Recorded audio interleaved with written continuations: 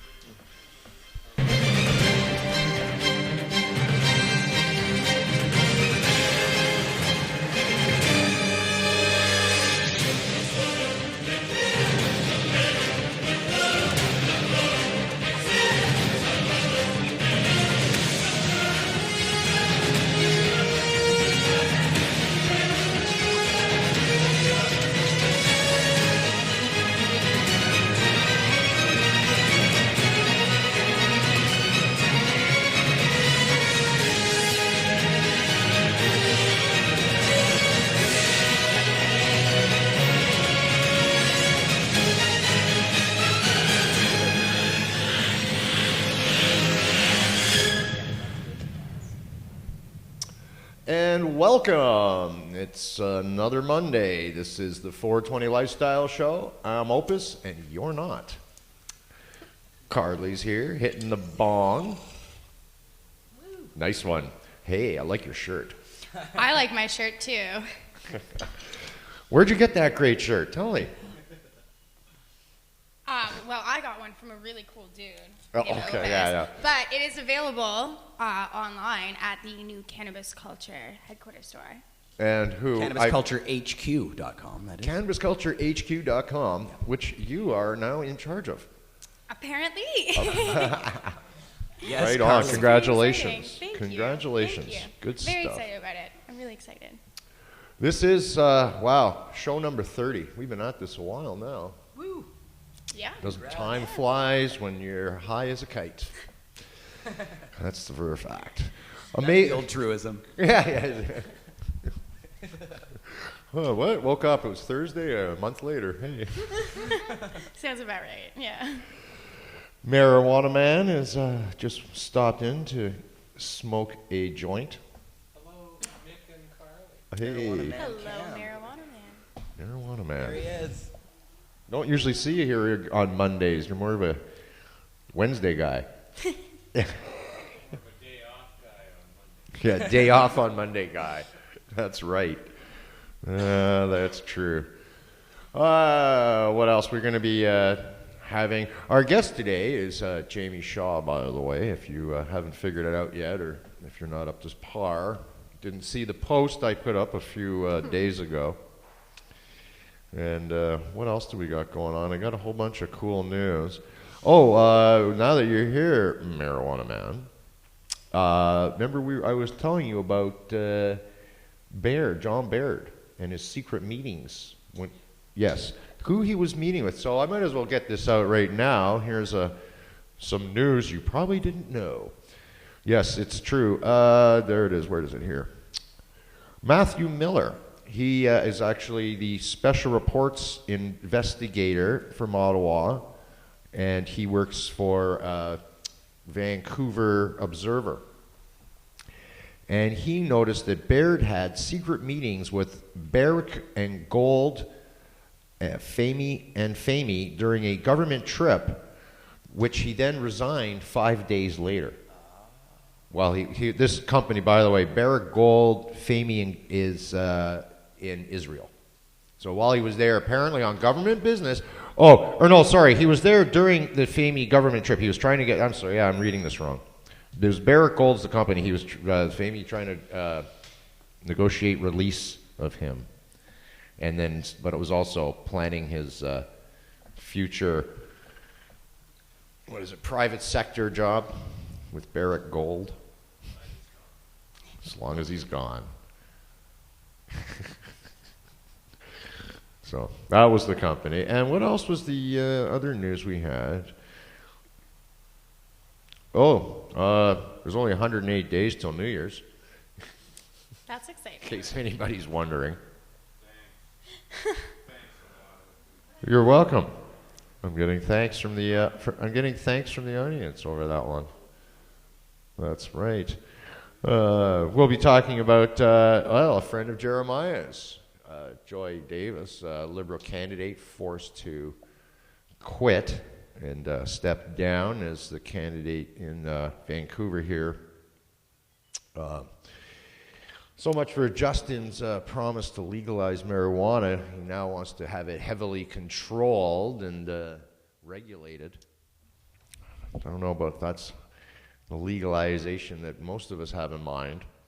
I don't think so. No, not at all. One of the things she mentioned was, I like this, her quote is, more pot equals less domestic violence. I like it. Yeah. Can't have people talking about that, not under Justin's rule. No. Okay, wait, what is this latest Justin saying regulations? What did he say specifically? Well, here, let me just get to the story, and then we'll might as well jump into that one. She's, okay. Hang on, I'll get down to, let me find where Justin, September 9th, 2015, Liberal leader Justin Trudeau told reporters Thursday he would meet with his advisors and have more to say about Joy Davis in the coming hours. Hang on. The position of the Liberal Party is clear. We need to control and regulate marijuana in order to protect our kids. The views expressed by the individual in question, Joy Davis, do not reflect the views of the Liberal Party of Canada and certainly do not reflect my personal views, he said. Right, because she said that it doesn't harm kids. It doesn't harm. She said it doesn't harm kids. Health Canada has. She says Health Canada has harmed millions of Canadians by preventing easy access to marijuana and those suffering with chronic pain. She also mentioned. She's running in Surrey, I guess, against down in Lower Mainland against former Surrey Mayor Diane Watts. Now, Diane said to suggest that marijuana is okay to smoke with children in the house is ridiculous. But it's okay to drink. Yeah, that's fine. Have 6 martinis when you get home. When there are children in the house, the mold and mildew, all of those things absolutely affect children, and there's no way you can get around that if you're growing marijuana in a home. Well, I've grown marijuana in my home for decades, and there's lots of ways to get around it. As a matter of fact, there's countless books and websites that will also tell you how to get around things like mold and mildew if you're growing marijuana in your home. It's called good ventilation and proper humidity control. Not to mention, not everyone who smokes weed grows weed. The average person who's going to be smoking a joint when they happen to have a kid around, odds are they're probably not going to have enough time to also have a grow up going on at the same time. I don't think that's really going to be an issue, you know? The average stoner just smokes their weed, and there's no risk of any mold or anything happening in that case. Like, it's just not going to happen. Most people I know, if there's kids in the house, we're all sitting around and we want to smoke a joint, we all go like, well, we'll step outside, or we go to the garage, or we don't just, unless, or we send the kids out. Okay, kids, get out of here. It's we like, play hide and seek. Hey, get me a lighter, will you? And bring that ashtray. I think the point that Joy was making is true, though. There's no scientific evidence that cannabis hurts children. There is not. There isn't any. None. And if you want to find all the studies that deal with that subject, just grab David Malmo-Levine's book called Does Cannabis Inherently Harm Young People's Minds? And that's available at the Cannabis Culture Store. But it's a good book. It deals with all the studies. So Joy's absolutely right. Cannabis doesn't hurt kids. But, the reason that Trudeau is doing this, of course, is because he's trying to win votes, man. He's trying to have it both ways. These guys want to act like they're walking that line on the fence instead of being, having integrity and coming out for what's right. And being inspiring. Which would inspire people. Guys are, they govern by the polls, or they're fearful. It would inspire people, but it would also probably cause them to be silenced pretty quickly. So I just think it's really cool what Joy Davies did, though, where she got to the position where she is being talked about, and then she made this stance, and she probably knew fully well she was going to be asked to step down. So, I think that's a really cool They dug way up of some of her doing old it. comments, too. Really of cool. course. Yeah. But, you know, she was also pretty clear, like, they knew about those things ahead of time when she was vetted. So it wasn't, like, new information. She's been a pot activist for a long time. Yeah, it was, and unfortunately, like you kind of touched on it, it's every time these people talk or make a comment, the first thing they seem to be more concerned with is, how could that be used against us? Rather than just stick to your guns, your morals, listen, this is what's right, and we're going to push for that. No. So it shows the kind of government, if you vote for these people, you're going to get. That wishy-washy, flip-flop, you know, all the other... Well, when she's doing things like outright calling out Health Canada for being in bed with Big Pharma, it's not going to sit well with everyone, you know what I mean? True. That's probably, stepping on some people's toes. I think that which might is have been, awesome that she did, though. That might have been one of the things that got her. And yeah, I think so. It's not necessarily her pot comments, but some of her attacks on government institutions that are kind of like, you know, a little sacred for some of like the Liberal Party. And necessary attacks. Right. Yeah. So that stuff will get you in trouble as a candidate. Yeah. Yeah, she could have. She maybe could have backstroked backstroked and just waited till she won, and then right. Guarantee she's not going to be a minister. Damn, that Diane Watts, man. I really hope that Joy can have that fight because Diane is just such a horrible, horrible person. Well, now Joy's gone, so who's going to run? Yeah. So chances are Diane might get in there. Yeah. But I think she's pretty popular, anyways. Because she is popular. Yeah. At the same time, although people are really angry with the Conservatives and their record in BC, like they're already saying their polling is here as the worst anywhere in the country. But yet they're still doing okay across the country, though. You know, when you look at the recent polls, they're still pretty neck and neck. They're a little lower, but they're still in third place, though. Yeah. Okay, so I realize it's a close, but I mean, if they're at least it's close, and they're still coming in last. Right. They won't win any majority governments. It really boils down to between now and election day, as long as Justin and/or Tommy don't put both feet in their mouth at the same time too many times. Yes. Yeah. Then I think we're safe. But if one of them if they come out and completely pull like a complete, you know, it just still boggles Harper at just before the election, we're doomed. It just boggles my mind that we're worried about people putting their foot in their mouth and we're silencing politicians for saying things like there's something wrong with this government. Meanwhile, people are okay with government candidates peeing in cups and kidnapping people and just like all these crazy things, and that's like not that big of a deal to a lot of the people who are voting. Exactly. And that's like oh, no big deal. The current government's in court. Us and our fantasy like scandals. How much more do Canadians need? Like, what the hell do you want? Him the current government has wasted how many billions of dollars in court challenges just because they're constantly being dragged into court. Every time they do something, they get dragged into court and they lose. Yeah. They'd have to have a video of Stephen Harper, like, you know, punching a puppy or something. Like, what would do it? You know? And then you'd probably have some crazy person being like you've never punched a puppy before. By the way, speaking of court, something else you probably didn't all know, speaking of court and Duffy, as of September 11th, guess who no longer can claim parliamentary privilege and about testifying in the Duffy trial? Harper can be called as of September 11th, as of last week. Harper is eligible because of this long writ that they've got, this long election campaign. He's eligible now to testify. So this is an unintended consequence of this campaign. 78 days, the MP's parliamentary privilege will expire during the writ period. So Joey's that's the number. Excited in the back here. Normally this is mere trivia, but this campaign is being waged during the ongoing criminal trial. Don't forget, this is a criminal trial because these guys are criminals, of Mike Duffy. Currently the trial resumes August 12th, so it just started again. Hang on let me get down to the good part.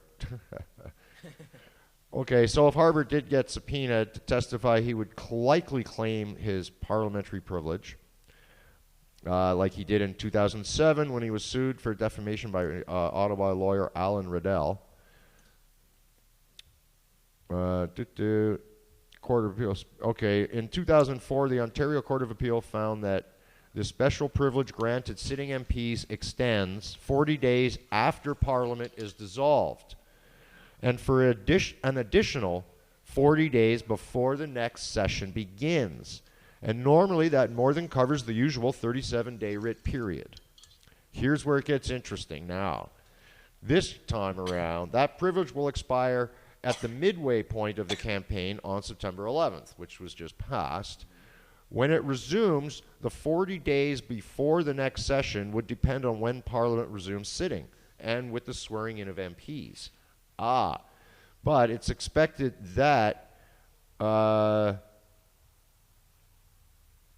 on. There isn't, however, no need to recall Parliament very quickly this time.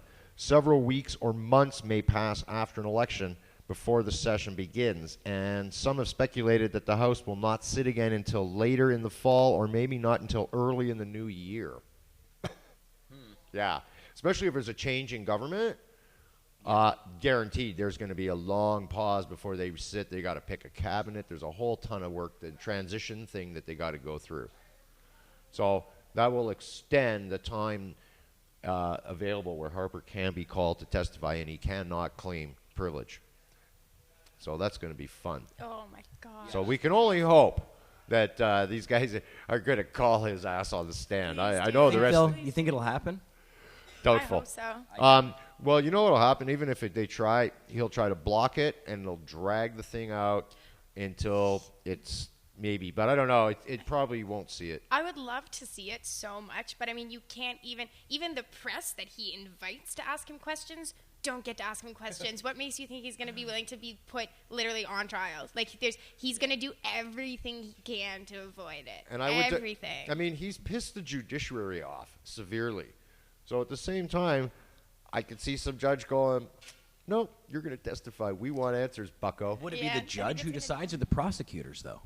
Well, no. If he tries to stop it by a motion, again, it's the judge who decides whether to grant the motion to give him, no, you don't have to testify, or no, you have to testify. Oh my God, So it's if the prosecutors have to want it first, though. It's the Duffy's lawyer has to want to call him, or the defense could want to call him. I don't know. Or the one of the lawyers. Yeah, one of the lawyers has to call. Yeah, they'd have to subpoena him. Yeah, But serve him papers. Yeah. I love on the campaign trail. I would love it. Right when he's about to talk with all his supporters there, have somebody stand up and go, "We have a question, Mr. Harper. Are you Stephen Harper?" Yes. You're being served. Here.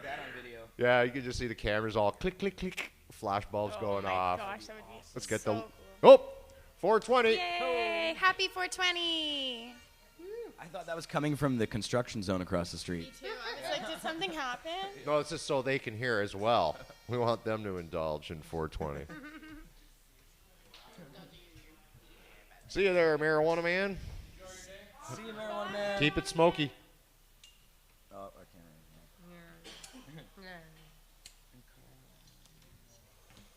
can't. All right. So enough of that clown Harper. Hopefully, we'll see him in jail. We'll see him in jail really soon. Oh my gosh, that would be a dream. Let's come hope. true. Let's hope. All right. Well, I think what we'll do now that we'll have a puff, we'll smoke some weed. Yes. Let's play the video, the VMO vid. I just saw Yeah, I'm tinkering with it here. a tweet. Oh, you saw my tweet. I just clicked on my phone, but it came up on my computer. Nice. So we'll play this, and then we'll come back and we'll bring back our The same one. very special guest coming up when we get back. Yo, stay tuned. So stick around.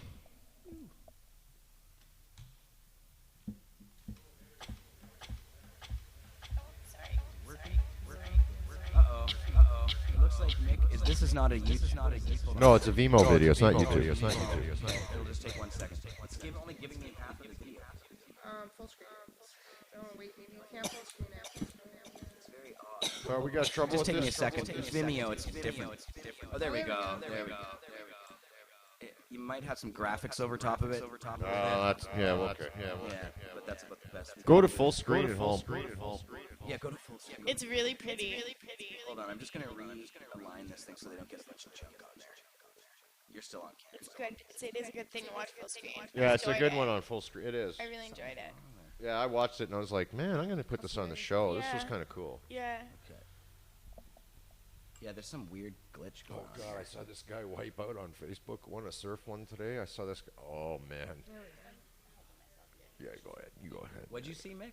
Oh, I watched this. It was on Facebook. It was like a short clip video of this surfer taking a mass wipeout in this wave, like that almost looks like. You think the guy's gonna get broken bones out of that one? It was just looked brutal. Whenever I think of sports wipeouts, I think of how I used to always watch like the diving competitions in the Olympics. And I used to always try to get my mom to watch with me, and she would always go, no, I'm always scared that someone's going to smash their face or something's going to happen. And one time, like, I finally got her to sit down. She sat down for, like, 30 seconds, maybe a minute, and it was that time the girl spun and just clipped her nose as she was coming off the highboard. Oh, yeah. Yeah, and just came down in the water, just turned red. My mom was like, and just, like, ran out of the room. She's like, I told you so. It's funny the way that always seems to work. Hey, Corey. Hey. Hi.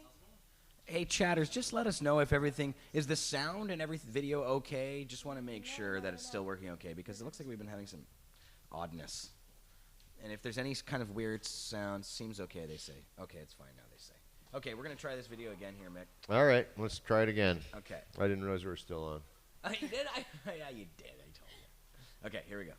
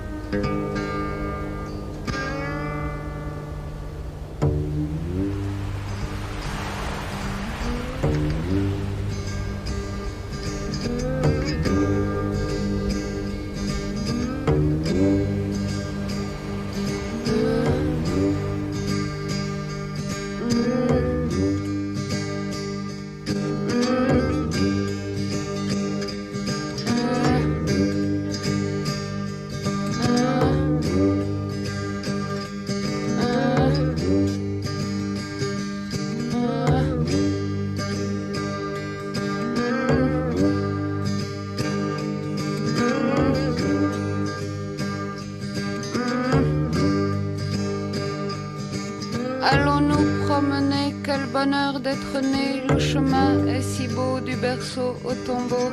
J'ai perdu mes lunettes, ça va être la fête. Les soldats sont partis couverts de confettis. Le temps est un bateau, la terre est un gâteau.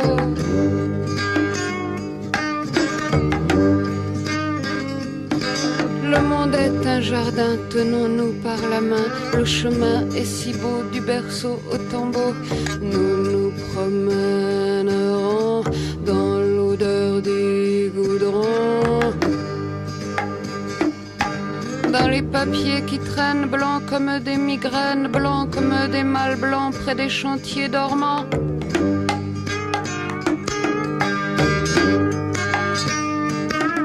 Gavons-nous de beignets, de frites, de poulet. Le chemin est si beau du berceau au tombeau. Nous irons voir flamber la ville tuméfiée. La vie est une foire, j'ai mis ma robe en moire. Mon frère est un raté car il est décédé.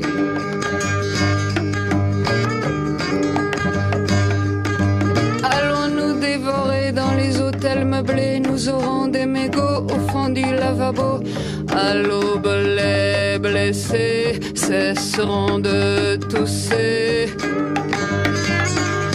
Nous aurons un bébé, nous l'entendrons pleurer comme de l'eau qui bout. Les enfants sont tous fous.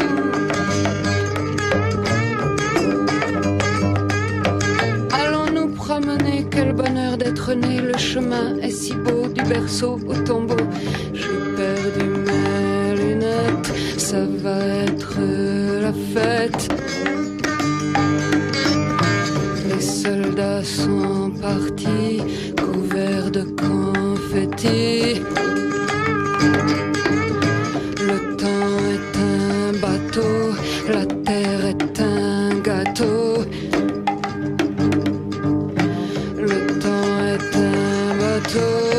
terre est un gâteau. Le temps est un bateau, la terre est un gâteau. Le temps est un bateau, la terre est un gâteau. Le temps est un bateau, la terre est un gâteau. Le temps est un bateau, la terre est un gâteau.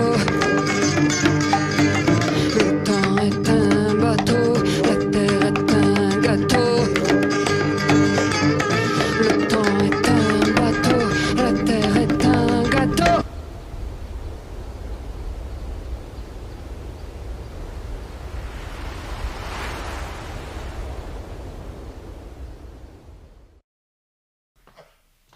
You're back now. You guys are back. Mick, you're back. When we're back. All right. Well, come on up, Jamie, our special guest now, coming on to the set. Here she is. Thanks for coming on. Jamie Shaw. Are you one of the founding members of CanDo or CamCD? No, I'm not. Grab that Microphone. mic. Why don't This you one can right just here. grab that. Grab Yeah, it you can over just there. take it out of the. Perfect. Just hold on to it. It's much easier than leaning into that thing. No, I'm not. It was founded in 2010, and I came on board in 2012. So Oh, I see. But you were working with the dispensary. What do you call it exactly? Tell us. BC Compassion Club Society. No, but the guidelines. Oh, the Canadian Association of Medical Cannabis Dispensaries. Yes. That one. Yes, That's but the you one. came up with a sort of a rule, a guideline. Yeah, we've got a certification standards. That's what I'm looking for. Yeah, it's about That's- 70 different standards around quality control, making sure that you understand privacy regulations around your patient's documents, things like that. basically how to run a compassion society. Pretty much. Or a dispensary. actually. Dispensary, yeah, a dispensary, yeah. Yeah, that's the, I'm old, that's my age showing, compassion club. You know, I still think in the old terms, but yes. Hey, while we have you guys here, we're talking about compassion clubs. For those who don't know at home, is there a difference between compassion clubs and dispensaries? And if so, what exactly is it? Well, I mean, Besides the name? compassion clubs are kind of more tied to like the collectives, like the early growers co-ops and collectives that came out of San Francisco and BC in the late 90s. And so Right. they tend to be member run. You know, the members run for the board of directors. It's Like yeah. the VIX is, for instance? Yeah, VCBC. Yeah. Yeah. Yeah. Sorry, go on. Oh no, that was my question. That was great. And I was asking just because I noticed that Vancouver now has made a level of distinction between the two, and they're using that language to distinguish the two, I guess. Yeah. Yeah, and it's a bit of a shame because they went a little far. I mean, what their regulations sort of look like is a medical and recreational model, but the medical model, they went really far on one end of the medical dispensary Yeah, scale. yeah. And there are a lot of other dispensaries, like Dana's dispensary, for example. I wouldn't call it a compassion club, but it's a medical dispensary Sure. that's more on the other end of the scale. No, yeah, for sure. Yeah. I kind of look at it, the distinction as one is profit and one is has non-profit status. You know, you go through the steps, get your non-profit, and that's the way the books are kept. To me, that's the compassion society. Well, there are others nonprofits that still aren't quite compassion clubs, but again, they're medical. You're kind of like splitting hairs at that Yeah. point, right? Yeah. And I think, Yeah. well, I mean, I know when we were looking at setting up one, it was the nonprofit status. If you were granted that kind of seemed to be the final thing that kept the police away, so to speak. Well, it helped for sure. Yeah. I mean, well, you're registered, right? You're Yeah. coming under the shadows a little bit. So Yeah. the more in the light you can be, the less problems there are with other health authorities. The more they can use you as a resource. So that's kind of what this fight has always been about, right? Is just Well, kind sure. of bringing cannabis into the light. I also, but I mean, from the police or the authorities' point of view, it's like, all right, as long as they're not getting rich, you know, like they're not just Yeah. like, because then it'd be like they might think, oh, that's criminal, that's organized crime, or you know, and it definitely organized because you've opened up a store, Well, and I you're mean- serving a list of people. So They But when in they come their and check it out- I'm putting on, but I'm just trying to be devil's advocate here, Yeah, right? it's- And I'm looking at it from their point of view. It was a different environment. Well, yes, when things the have Compassion changed. Club and other things were founded after that, right? A very different environment. But once they kind of came and checked it out and saw who the patients were, they were just like, why would we waste our time with this? Yeah, right? no, we're So, legit. Yeah. Yeah, absolutely. For want of a better word, yeah. Well, and I mean, really, I think they make you make sort of a personal call.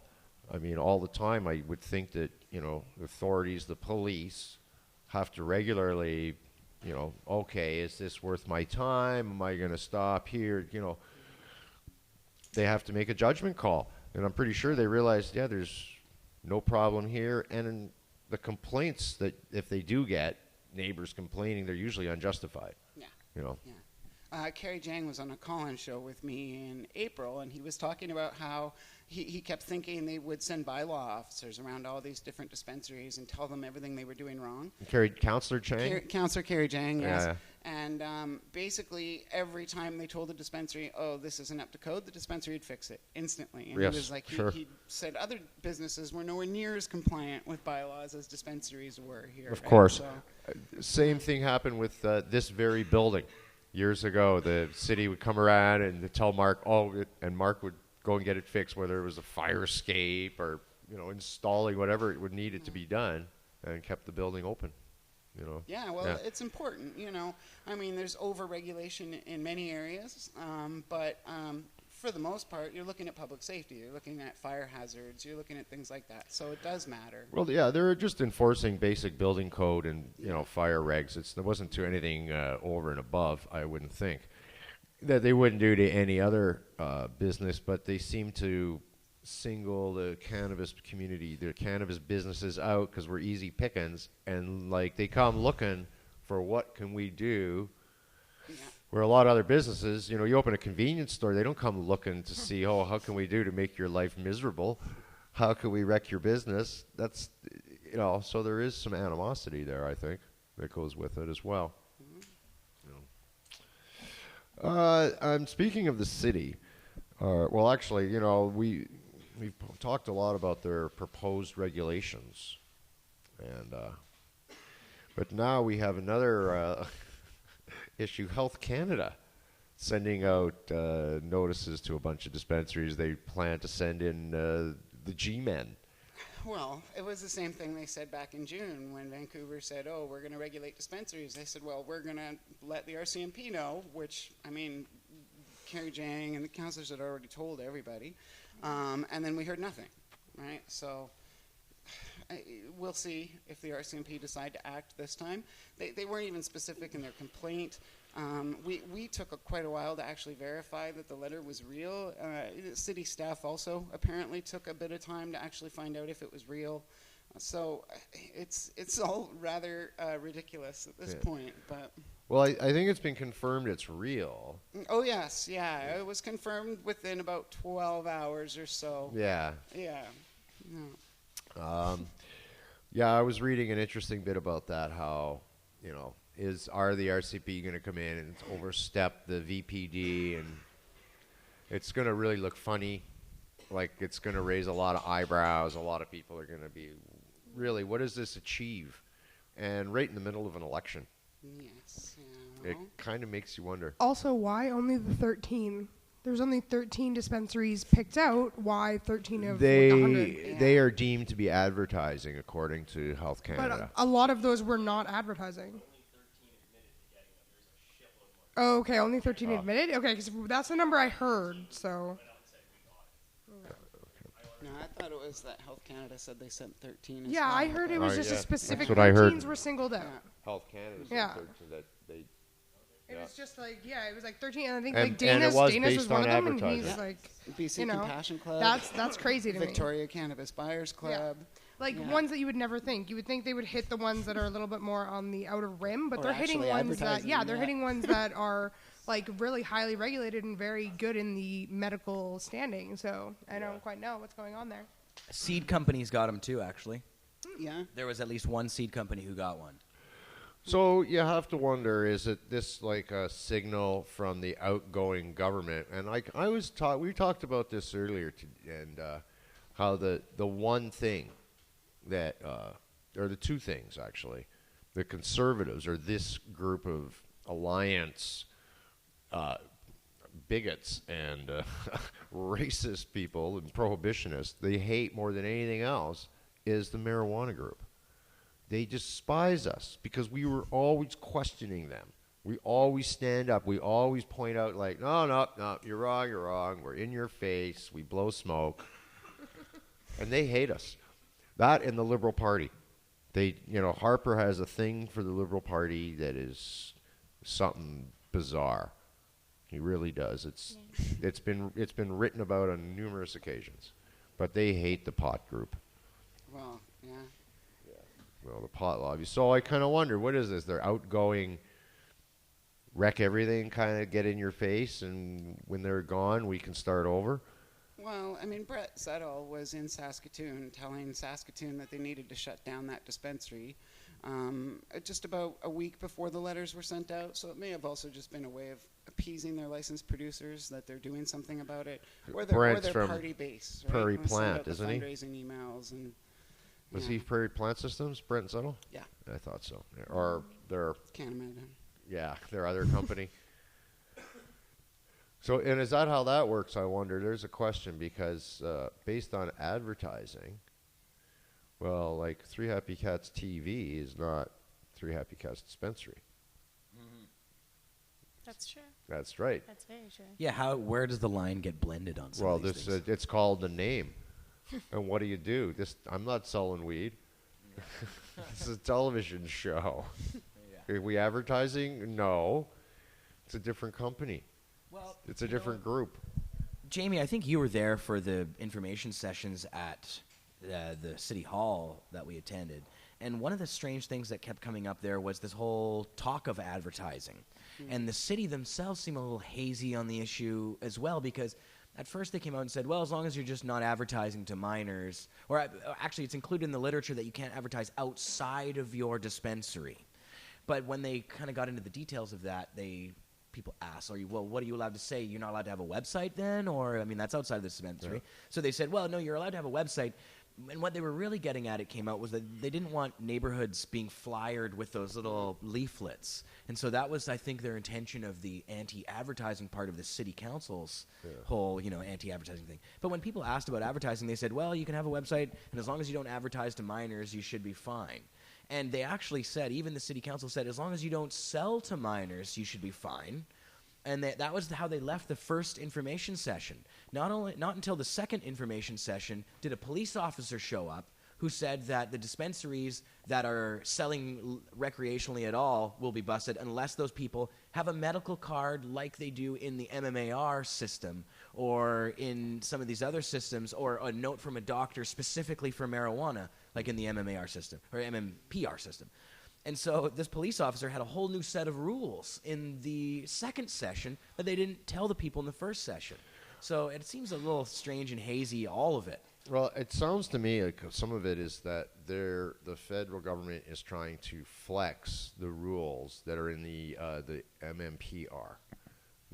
They want to make these, and again, you're probably right. They want to make the LPs look like, we're doing something to protect the LPs, because that's the system they set up, and all those LPs invested a lot of money. Yeah. So they've probably, if like the Aller case right wins and they, on these dispensaries stay open, they're going to be concerned about losing business. So yeah, and also I imagine the government's going to worry about getting sued, because we invested millions of dollars and supposedly this was going to be a closed market. And all of a sudden it opens up. Them if they don't get reelected? Well, you can always take someone to court. Whether you can actually win is another story. But I don't know. It depends if the lawyers think they have a case. Yeah. Really, that's what it boils down to. Is if a good lawyer will say, well, I can go to court, but you're wasting your money, or maybe we can win. I don't know. I'm not that one. It's like I say, I don't know that segment of law well enough to Well, I mean, that brings up another thing with the letters. I mean, it's a really strange thing for Health Canada to be stuck in. Same thing with the RCMP. They're going to start raiding dispensaries in Vancouver's territory over Vancouver's objections on behest of a government that might be gone 2-3 weeks later. It doesn't really make a lot of sense. And we're in a city that's also at odds with the regulations and has decided and to. the last 18 years of our actual experience with dispensaries in this province and other places. So. Yeah, and I mean the city. Don't forget also has accused the government with creating the problem that is trying to clean up now. So I mean. This really is just becoming crazy. But again, I've said to many times on the show before, this is going to get even nutso. More nuts than it is now before it's over. And it follows along exactly with alcohol prohibition.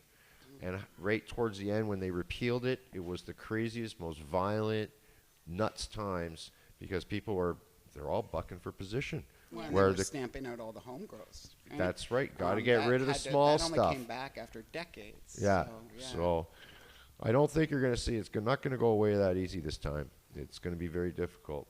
I think that part of this is the Harper government kind of trying to smash barrels until midnight, if you will. Yeah. When it comes to prohibition, you know? No, that's flexing their muscles into the last minute. Yep. That's and they like it as election fodder. It looks good for their base that they're coming hard on true. crime and all this stuff. And it's a way of attacking Justin, who's seen as the marijuana guy. So it fits right in line with their whole get the bad guys attitude. Although their base isn't quite the same when it comes to the medical use of cannabis. No. They lose a huge point there. So rather than go after the street dealers, or why not send the RCMP to clean up all the crack addict, or do something that people would all get behind. No, you're going to go to shut down medical dispensaries? Well, they're being totally oblivious to the fact that even their base is becoming aware of the fact that, cannabis is medicine and it is helpful for so many things, and more people are realizing it. More and more people are putting it mainstream, but for some reason they're still fighting against it and creating fiction against what people obviously want. There's less than 2% of the people that are actually concerned that are like, they're breaking the law. Yeah. There's such a small percentage. So what does that figure out to the base of the conservative base? Even that's almost insignificant. Most of those are all the same ones that way. Those are the only ones voting for the conservatives. That small number who they activate in that way. But they're smart, though, because if they get all the crazies whipped up, they know there's enough zealot crazies to go vote. That's what the interesting thing is about the crazies. They go vote. Yep.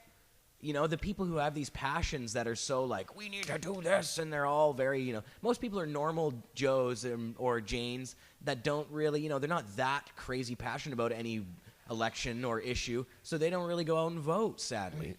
But, so we're all crazy. We might be the zealots, but most people out there aren't probably, because they're just trying to do their average Joe, Jane thing. But there's so many people, hitting share on those funny, Harper memes, and it's really important that those people don't just, hit the retweet button. Right. Actually go out and vote.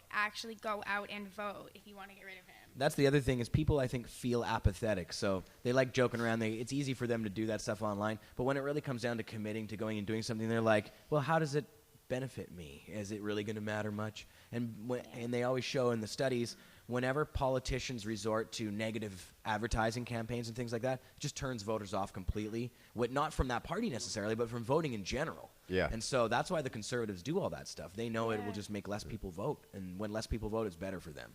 And there's still time for a false flag.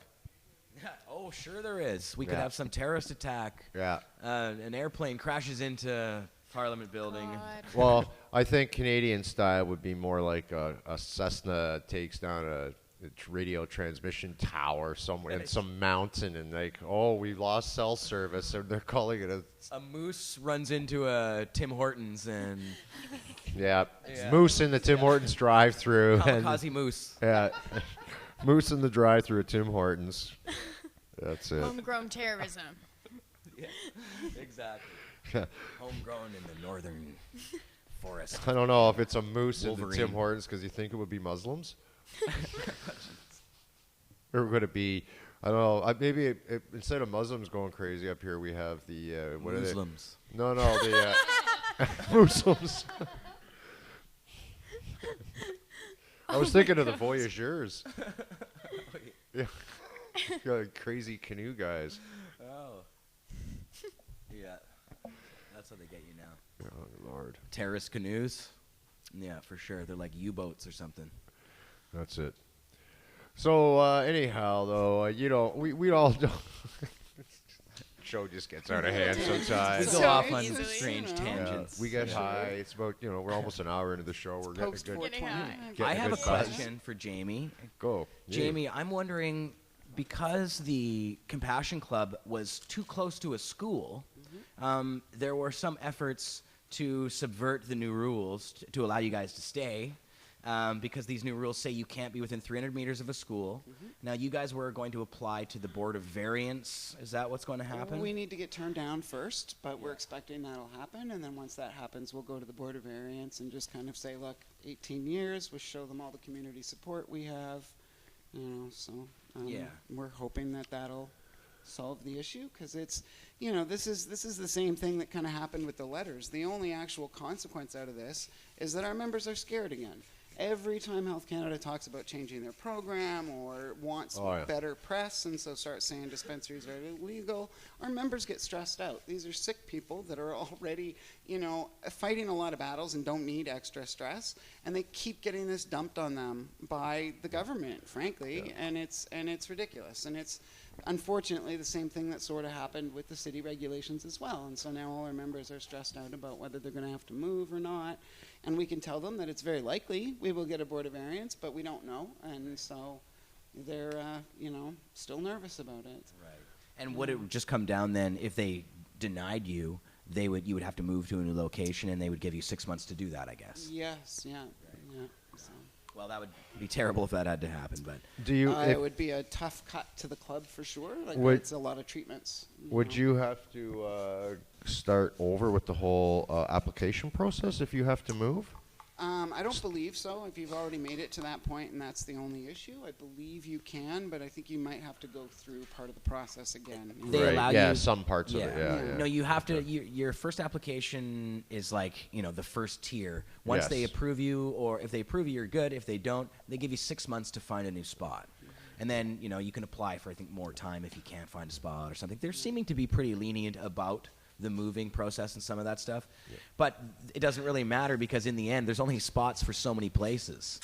And that's the problem. Once, you weed out all the 300-meter variance issues and all that stuff, or the things too close to each other, then you have, not enough actual physical spaces in Vancouver. And they knew exactly how many spaces would be left, and they programmed and designed it that way. They only want so many.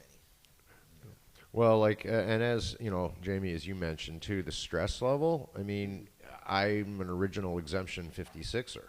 So I got 14 years of dealing with the government, and every year I had to renew, and every year around renewal, I'd send in my renewal, lots of time, get all the paperwork done, and the anxiety level coming up to that. Where the hell's my paperwork? And, if it doesn't show up on this day, are the cops going to show up the following day? And which I've heard happen.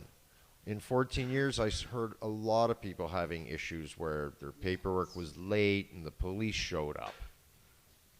And they're trying to, and they couldn't work well, the and cops. Now the police aren't even really sure whether you have paperwork or not. I mean, it takes lawyers to figure out if you're covered by the injunction or not. It's not a simple thing. It's like you had to have been between this date and this date, and you can't have moved. And it's I've heard that only like 2 of the original plaintiffs are even covered by the injunction. So it's not easy for them to be enforcing. Something's got to be pretty blatantly out of line for them to move on it at this point. Well, when I shut down my grow, by the way, the paperwork that I got from the government almost showed me that I'm not even covered by anything. I have fall in this weird gap of dates. And I went, what? And then I thought, after 14 years, and I've actually got a shirt with 9 of my cards on it. I mean, you know what? I'm going, go ahead, drag me into court. I dare you. I absolutely dare you to drag me into court. Because I got news. I'm pretty sure once the Crown hears that this guy's had 14 years of exemptions and gone through all of what I gone through, they're going to say, I'm not proceeding with this charge. Not on a possession charge? Not a chance. It's like, no. And like, I'm not in your program and I'm not interested because after 14 years, as I said earlier, the MMAR has been dragged into court 9 times, and 9 times it's been found either in whole or in part unconstitutional. They haven't fixed it after 9 times, to me shows an unwillingness to actually do anything constructive. It's just a constant uphill battle against, and it wasn't just the Conservatives. When the Liberals were in power, it was the same deal. It was the same fight. I don't think if the Liberals were in power today, we would have that same fight. That's probably or over the last 5 years even, I think things may have been fixed. But not the case. We've had to deal with the dictator, Stephen Harper, and his cartel. Oh, and speaking of the cartel, conservative cartel. Yeah. We should make up our own election signs. Conservative cartel. Fear. Speaking of signs. I was going to say. Yeah. You can make mugs. Mugs. Did you see those? Some guy did make his own election sign. He went up, it was conservative, looks like a conservative sign, but it says, what does it say? Fear and... I didn't see that one. His says, and it looks like it's not a vote or anything. It just says fear and something else on it. I forget what it was. Fear and lies. Fear and lies. That was it. At the bottom of the doc, I actually included an article about... Missing candidate? No. There you go. Right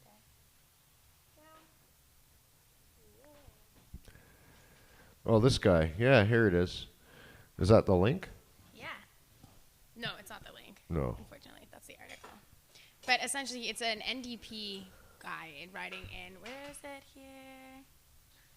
For a $50 donation to the local NDP candidate, anyone can put a custom message on a campaign-style sign that will be placed near a Harper election sign. No swearing allowed. We wanted to give people in Calgary and in the constituency the chance to send a public message to the Prime Minister and tell them what they think. Said Peter fantastic. Oliver, who works on communications and strategy for the NDP's Matt Masters Bergener, who is running against Harper in the riding of Calgary Heritage. They fill out a form on our website, and they're given 50 characters to write whatever message they want to Stephen Harper. In good taste, the initiative called Send Harper a Message was launched on September 13th and has already brought in $2,000 for the campaign. Hey, not bad. Oh, God, I'm sending in mine. One of my favorite ones was, I want off the omnibus.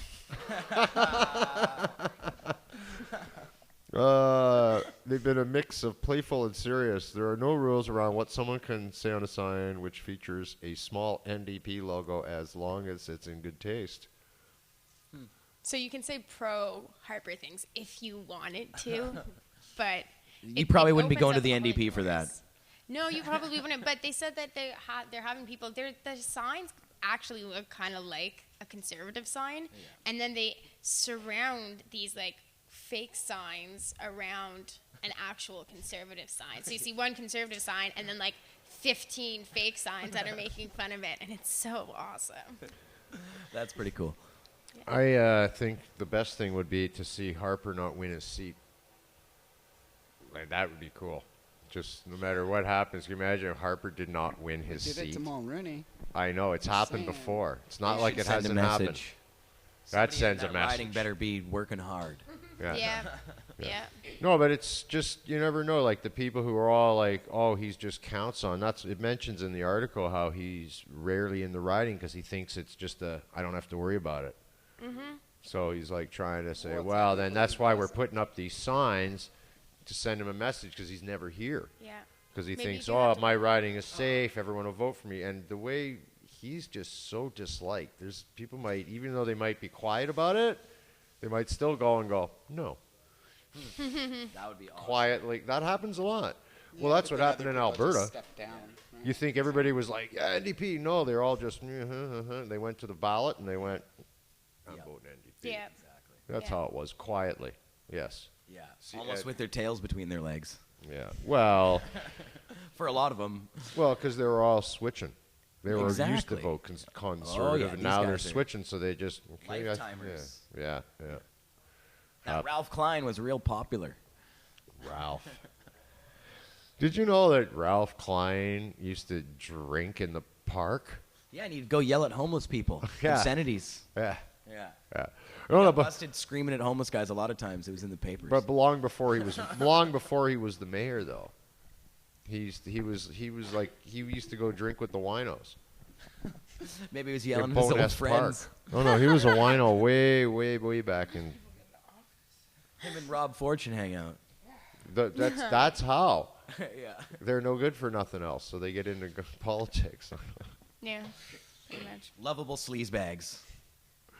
Lovable? Speaking of Rob Ford, That's a did you generous see his comments in the news there? I think it was today or yesterday. He's still alive? Yeah, he's still battling cancer as a councillor, Toronto City Councillor. But he said, what did he say? Something about, the reason Harper's doing so badly, he said, not to sound conceited, he said, but I'm not endorsing him on this campaign as I did last time. Yeah, he needs to. That's why the he needs to Conservatives get are some doing. crack. They have nothing going in Toronto. That was what it was. Yeah, in the whole of the Greater Toronto area, Conservatives are like there's no signs. Like they don't have any voters or supporters. There's very, very few in the GTA. It's like they're getting killed in the polls in the GTA right now. Oh Lord! Love And then Ford came out and gave the comment, "Well, it's because I'm not endorsing." Yeah, well, it could be right. Everybody loves that guy. So I think the story kind of was being written around. Well, it's because Harper's not puffing on your pipe no more.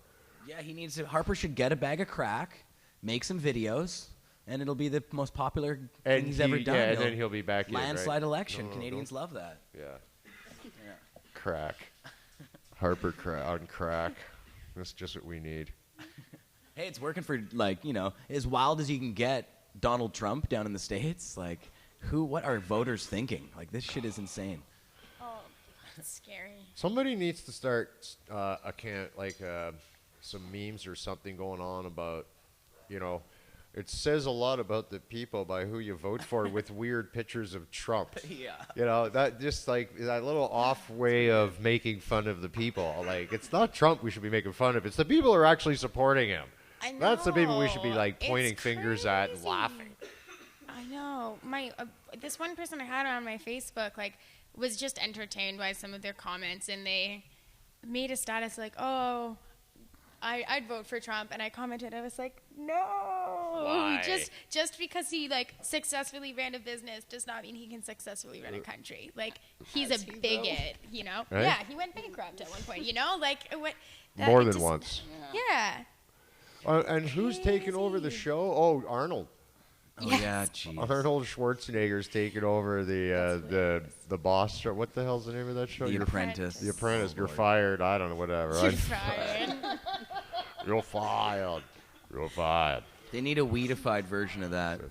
Do a good weed job, apprentice. or I'll be Does back. anyone watch that show still? I didn't even know anyone watched that show still. I didn't even know it was around. I haven't heard about that show since probably 2000. I don't have cable, We so have- I Me wouldn't neither. know. We I've have never dated. Chatter's questions. Oh, Chatter's questions. Melonheads got raided. Yes, I know You this. heard about that? Did you hear that? Yeah. They want to know what Jamie thinks of Melonheads getting raided. But I just want to know, Jamie, the raids in general, we've had some raids in Vancouver for different things. Have you guys had any friction with the cops in the past at all? No, and neither have a lot of other dispensaries, right? Yeah. So we don't really know the details of why they've gone after the ones that they've gone after. I haven't actually had a chance. I've been late in meetings all day up until now, so I haven't actually had a chance to read what any of the details, if any, there are around. And that was Melonheads. Toronto City Police. That was not an RCMP raid. It wasn't like. So I don't know what the the Toronto cops' policy is. Yeah. Melonheads has been under the gun for a while at different places and That's stuff. 'Cause they have a history. He's got open sales policies and things like that. So that's right. We need those guys too. Pete, he's a good guy, good friend of everybody, and you know. Oh he's been no, doing for it a sure. long time. I hope Pete's doing well. And they advertised, says Archer 420 in the chat. But I see why some people are saying that, but at the same time, that shouldn't be an issue. Like, that shouldn't be What, an the issue. advertising? Yeah, him advertising and him selling Well, openly. It shouldn't be an issue. That's No, what we should that's fight what, for it. Yeah, that's what our goals are. So any activists who are like, well, but he was doing this, like, good. That's awesome. It's true, though, that That's some people awesome. do. It takes There a are lot of those guys. middle ground players who don't Yeah. want to see it advertised, who don't want to see it like that. Like we have, what's his name?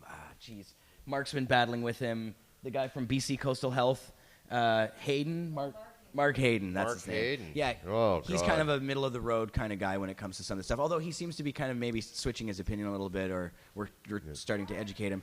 But a lot of people kind of have that halfway. You know, they see the medical side of it. They don't want it advertised because they don't want it to turn into like a tobacco deal, things like that. But it should be more accessible than tobacco because it's good for you. Yeah, so like true.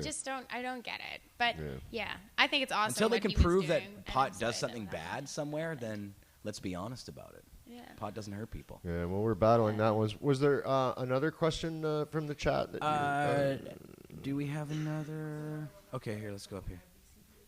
Okay, let's see. and it's 5 o'clock. It's just Chatters, it's ask a us little your after questions. 5 now, so we're halfway through the show. I think what we're going to end up watching is once we get to this after we deal with this question, we'll watch a very short video, just a promo for the soon upcoming Election Day special that's coming here at Cannabis Culture, from Cannabis Culture and Pot TV. And don't forget, it is on election. It's on election day. It's on election day, and so if you take a selfie of your in front of a poll, that selfie will get you into the lounge that night for free and partying. So it's a Monday night, and yeah, come on down and enjoy In front the of a pole, telephone pole will do. Any kind of pole? no, one of the polls. As in, yeah, no E, 2 L's. But no, in front of one of the polling stations. And we assume you'll be going in to vote, and you'll crack a selfie on your way in. So They should give you those I voted stickers, man. I know. Yeah. No, there's no promo or nothing. What? Oh, don't remember. I think it was last year. I know I did, and there was problems. People were all freaking out because we were taken into Ontario provincial election. I voted in the Ontario provincial election last year, and of course, before I got there, I noticed that like Goodwin and other friends of mine were all taking pictures of their ballots. You know, voting at Libertarian or candidate, and some of us were voting.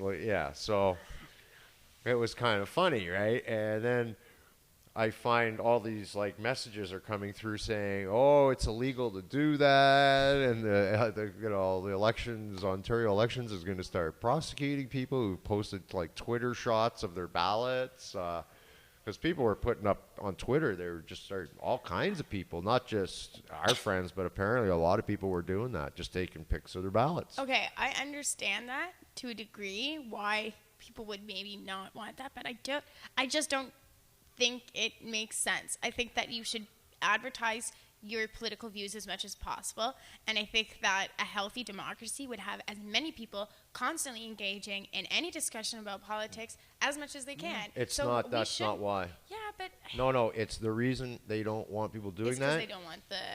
No, because they could outcome the election. You could sit and wait and see where the votes are going, and then go down. Yeah, And then what? And then you mean because people there's could rules sit and across start Canada. counting Yeah. and realize, oh, this side's winning by judging by the number of people posting to social media pictures of their ballots. So they're Right. already Not getting a everyone count will. in Well, advance, and not they're not everyone allowed will. to. Yeah, and Elections Canada has a thing against, because in the media, it used to be that you can't advertise. So what happens is if a media company comes out and says these people are winning the election, that group is more likely to get more votes from people who want to be with the winner. That's so right, they're yeah. not allowed in British Columbia to start reporting on election results that are happening in Ontario early because it will actually sway the vote. Yes, they can't do any reporting till the Right. polls close It's in a BC. weird thing. Yeah. All the polls have to close before they can release any Mass information media about has an where. effect on people's brains. Yeah. So they put that as in a safeguard. But now, because of the internet, it's impossible to police it. Because you have everyone's saying how they're anybody can voting find out what the anyways. election results are. So they're actually withholding them and actually giving those results anywhere at until a certain point in the Yes, they just And the thing is withhold that- all the info now. The type of person who would take a picture with, like, for example, their voting ballot is probably going to be just someone who would do something like a protest vote or, like, and, has strong political views that they're putting down there.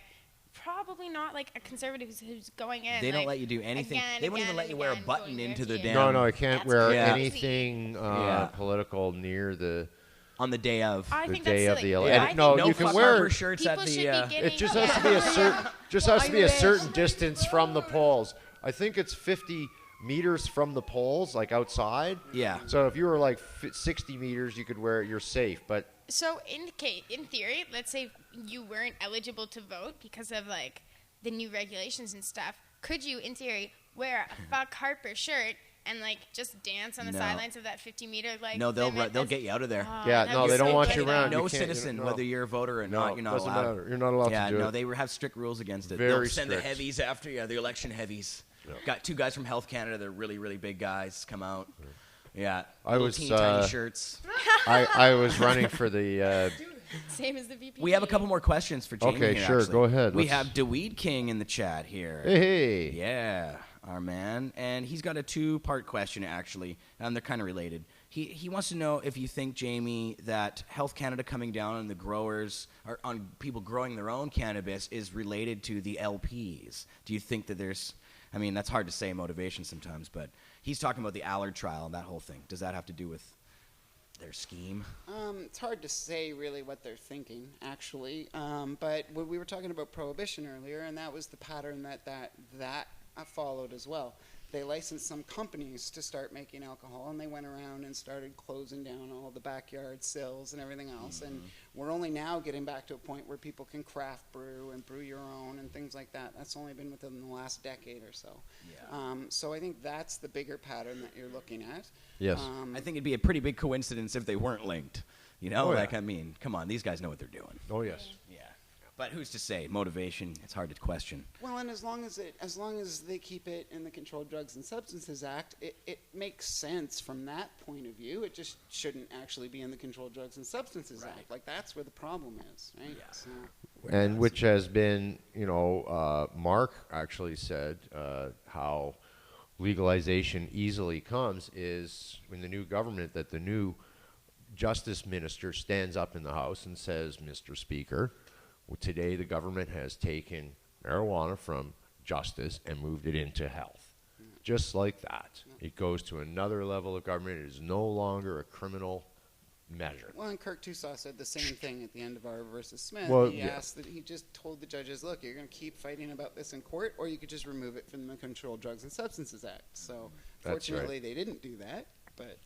Well, because the judges are like, well, the government has to do that, kind of. They want the government to, because that's really rewriting legislation and not just changing a law. So Can they even do that? the judges, Yeah. I'm kind of curious whether or not they could. I don't know if They they might be able to rule it could. as unconstitutional or something, but I think Yeah, it's up to the government to but actually I make think the that change. they would have to rule that it was on. Yeah, and the government would have to change it and vote on it and shit too. I'm pretty sure. Yeah. Like, I think there has to be a vote. That's why when they stand up, if the new government stands up and says, we're going to do this, well, with a minority, it might be tough, right? Unless they can get support of one of the other parties. So if they both go, yeah, okay, but, or they could just sit there and fight it, and then it drags and drags again, and where we actually get nothing. That's the other side of it. So even though Justin might want to legalize, he's going to have to come up with these strict controls and regulations, and then the NDP might go with them. So it's all so incremental, it seems, for something that is so simple. Anyways, that's why we all got to vote. Let's watch the this video, and we'll be right back in like 44 seconds. So spark one up, and enjoy.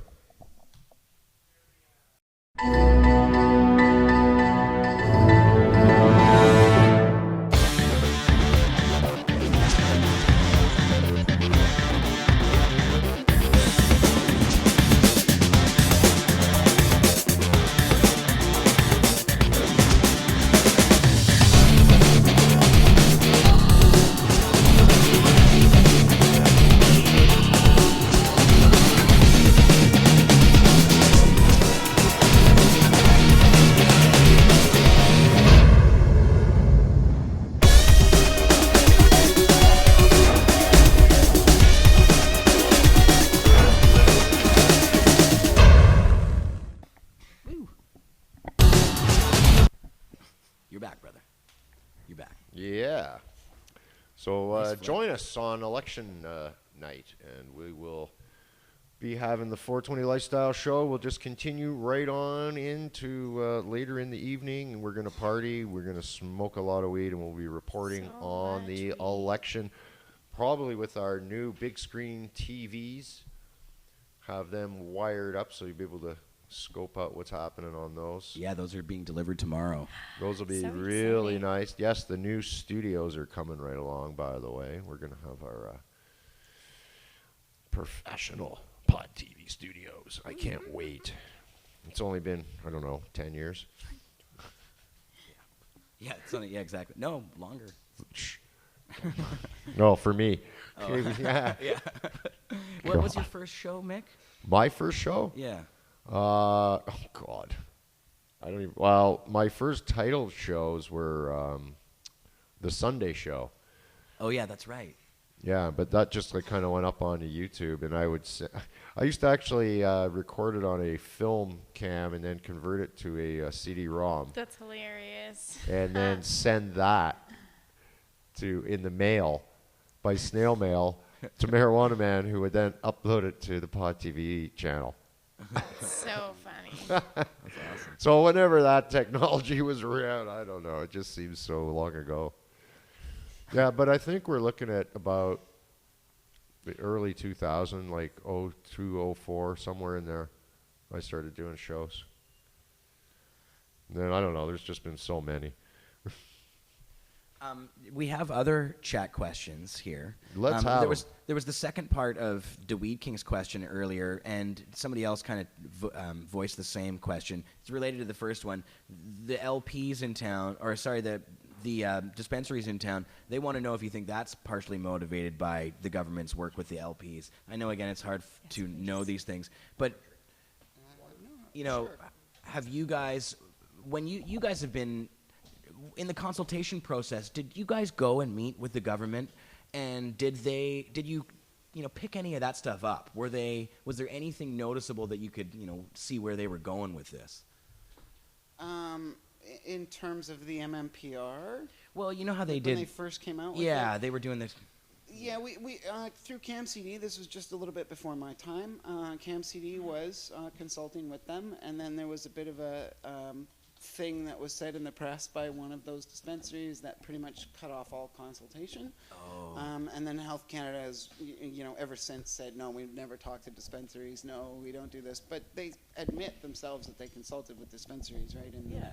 So I remember talking to some people that had gone, and actually, I'm not sure if it was you or other people from the Compassion Club or from CamCD. it would have been G2 who was my predecessor, Yeah. and other people from CamCD as well. Yeah. So, yeah. Yeah, well, and I wonder, it's obvious to me that what they are doing, it's all linked together. I mean, these guys don't really do anything without thinking about it beforehand.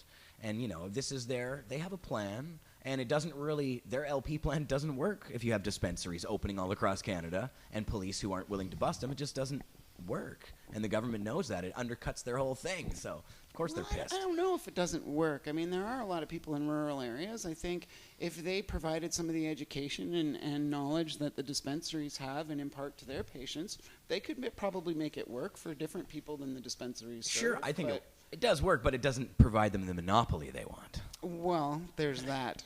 Yeah, they don't want any competition. Yeah. Huh. And we did have another question. Jamie, are you supporting any of the parties publicly in this election? No, basically, I think the club is always kind of apolitical.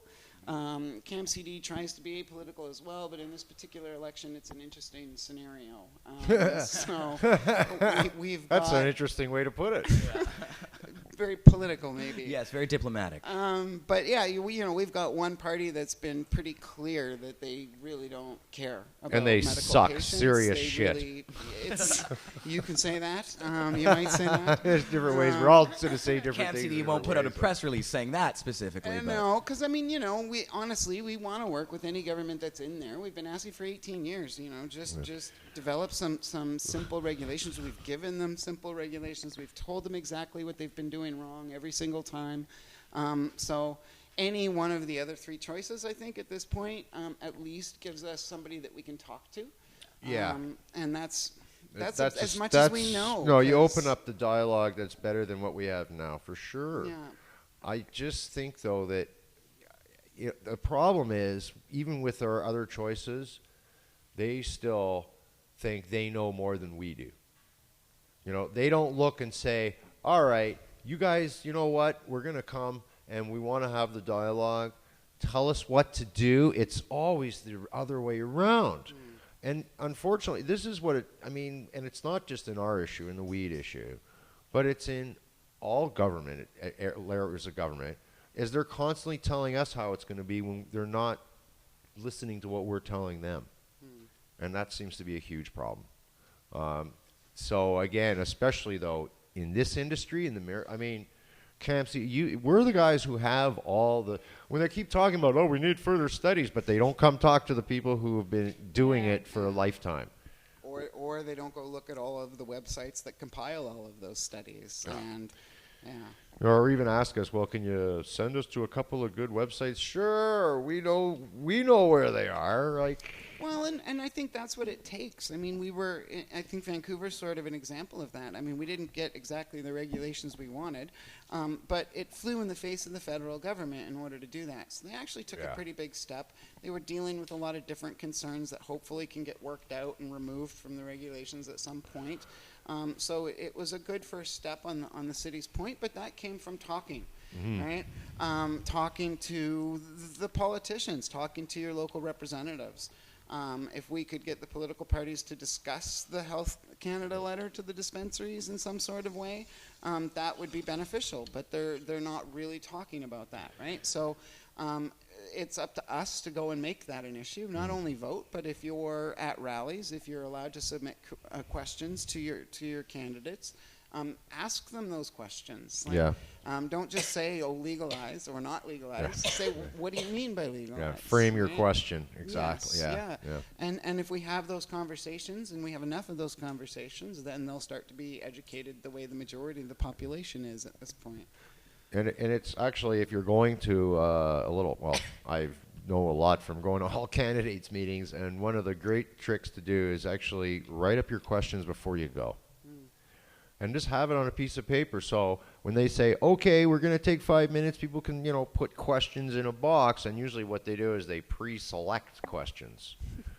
But it's easier if you have a whack, you could throw 5 or 6 questions in there without having to think on the spot. Sometimes it's like, I'm in the middle here and it's hard. It just make it easier if you're prepared. I know from a fact it's just sometimes hard to think up a question when you're there. You're like, damn, I know I had some questions and I just can't. It's one of those. Just avoid that moment by writing them down ahead of time. Yeah, I just know from experience. I don't know about putting 5 or 6 in with the random thing. I've put 5 of the same ones in. Just, I made it like somewhere like written out, like typed, printed off, and somewhere just handwritten, but basically almost exactly the same to try to make it look like more people wanted to answer that question. You're giving them options. Yeah, I was padding the box. I was like, come on. There was no rule that says I couldn't. Nobody was there like watching. Oh, hey. No, it was like, yeah. You just gave Pam McCall some new ideas there, but. Yeah, go ahead. I still want to see your questions. Be happy to answer them. I'm surprised she's even still in the game. Pretty fearful about now, I'm sure. Well, the media needs a contrary voice, and that's really the only one that there is. So, I realize they're in the business of selling crap. Okay, well, speaking of, actually, you know what? It's 5:20. Wow, day's flying by. What's the okay, never mind. You know what? I want to watch another. Okay. Let's watch this other video, number 3. And we're going to actually watch 2 vids. There's only 2 more, and these are both weed growing vids. Some good videos. Yeah, they're pretty good. Wait, what are we watching first? 3? Yeah, number 3. Okay. This video is a little longer. It's 8 minutes. This is a 400-watt high-pressure sodium weed grow, marijuana grow. These 2 videos that we're going to watch today, the reason I picked them is because there's very small cabinet grows or tent grows, actually. And I just wanted to point out, these are good examples of the type of harvest you can get quite easily. And I believe this one's in a Scrog system as well. I can't remember. I'm not sure if it is or not. The second one definitely is. Yeah. But yeah, I think it's also, we're Scrogging on this one too. Probably the most efficient way of doing a small tent grow. But one of the great things right now about the Scrog grow in a small tent, you're only going to get 2 plants in there. And by only having 2 plants, you're under the Mandatory Minimum Sentencing Act. Yeah. It's a way of actually getting a nice crop and going, yeah, but I only got 1 plant, man. So, because it's like you look up top and you go, that's a lot of marijuana. And you look at the bottom and go, but that's only 1 plant. Anyways, watch these vids. You'll watch the first one here, and then we'll come back and, yeah, continue.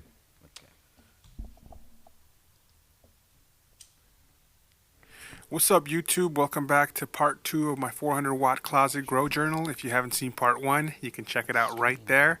It's the vegetative stage. This is the flowering stage. For flowering, I'm using Tiger Bloom, and I'm just following the instructions in the back, just trying to keep it as simple as possible.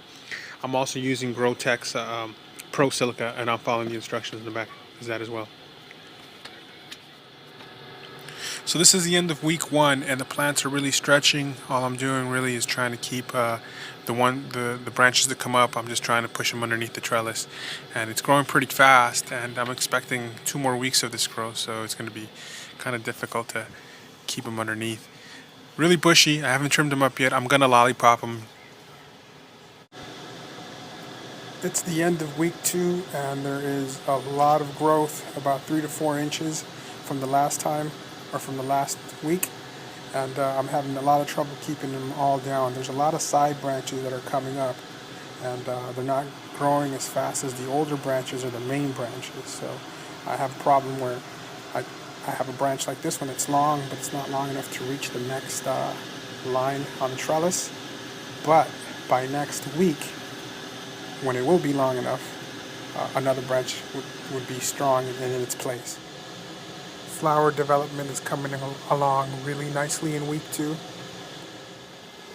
This week I did notice my media was drying out at the top, so I put a little hydrogen, a layer of hydrogen on top, and hopefully it'll act like a mulch and keep the moisture in.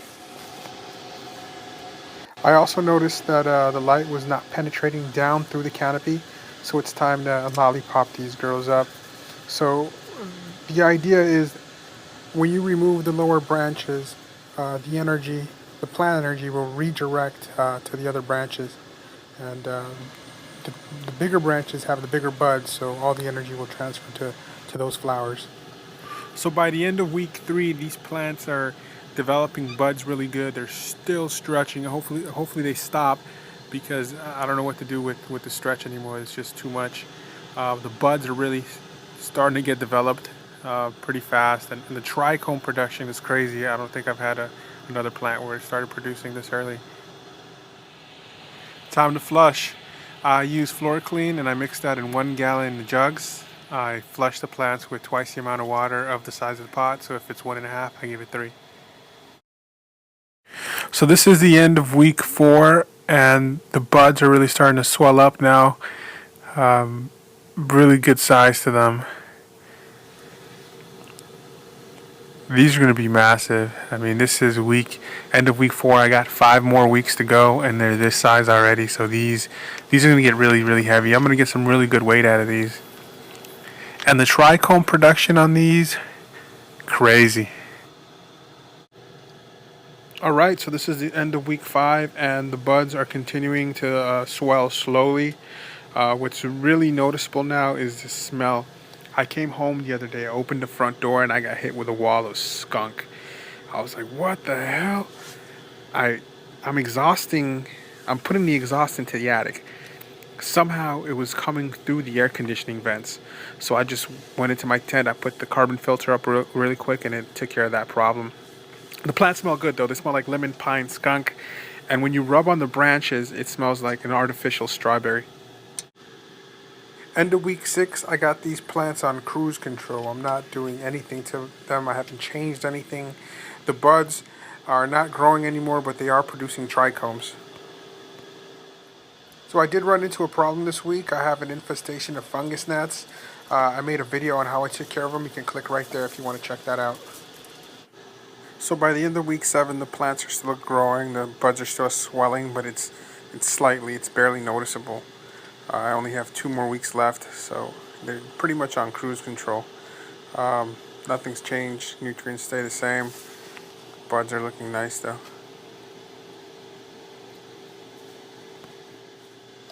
Alright, so there's 2 more weeks left in this grow, so I'm going to stop feeding them. I'm going to flush them out really good. They sit in 1.5 gallon pots, so I'm going to flush them out with 3 gallons of water each. And after that, I'm just going to feed them water, or give them water, no more nutrients. Alright, end of week 8, and the plants have been flushing for a week now. The initial flush was done with RO water, and I pH'd it down to 6.0. But ever since, I've been giving them tap water. I haven't even pH'd it, and I've just been doing that, and they've been okay. This is the end of week 9. These plants are pretty much done. I've been checking the trichomes, and they're about 25% amber. So that's about how I like it. Time to harvest and trim. It took me 9 hours to do all 3 plants, and I wasn't able to do a full time lapse because my battery was running out and it was taking way too long. This small time lapse video took me 30 minutes in real time to record. So I was only able to get the wet weight from 1 plant. This is not my biggest plant either, but it gave me 312 grams wet. In my experience, it's going to shrink by 80%, so I'm going to get about 2 ounces from this plant. The other plant was bigger, so I'll probably get more from that one. Alright, I'm done. The complete harvest took up every single level on my drying rack, so I'm going to get quite a bit. Now, the temps and humidity, temp's good, humidity should be around 55, but it's okay. I like looking at the roots because it kind of shows you how well or how bad your plants did. This was my center plant here, and it did pretty good. The roots are thick, strong, and the only problem I see is that they circled around the pot. Now, I've grown in 3 gallon bags before, and the size of the plant is about the same, so it doesn't make a difference in the size, but I'm thinking that maybe it's not a healthy environment for the plant. Maybe it stresses it out. So what I'm going to try to do next time is maybe grow in a 4 gallon or 5 gallon pot. And it's not going to make a difference in size, but at least I know that the roots are happy. Here it is. Plant's been dried and it's been curing for 2 weeks now. I got 8.5 jars of some really nice medicine. Total weight dry and cured is a little bit over 5.5 ounces. The flowers are pretty nice as well. Most of them are about this size, but I do have bigger nugs. Nice and sticky, nice trichomes. So I'm going to break this up and I'm going to smoke it because it's about time, and it smells really good. It smells tropical fruit. I can't say it smells like a strawberry, but it smells like fruits.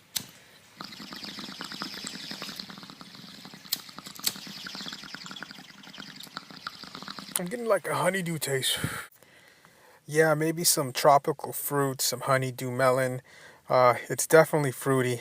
It's really nice, real sticky. Tastes really good, sativa-ish. But it's got some indica to it. This concludes my grow. Thank you for watching. You're on. Hey, breaking news. That's right. This just in.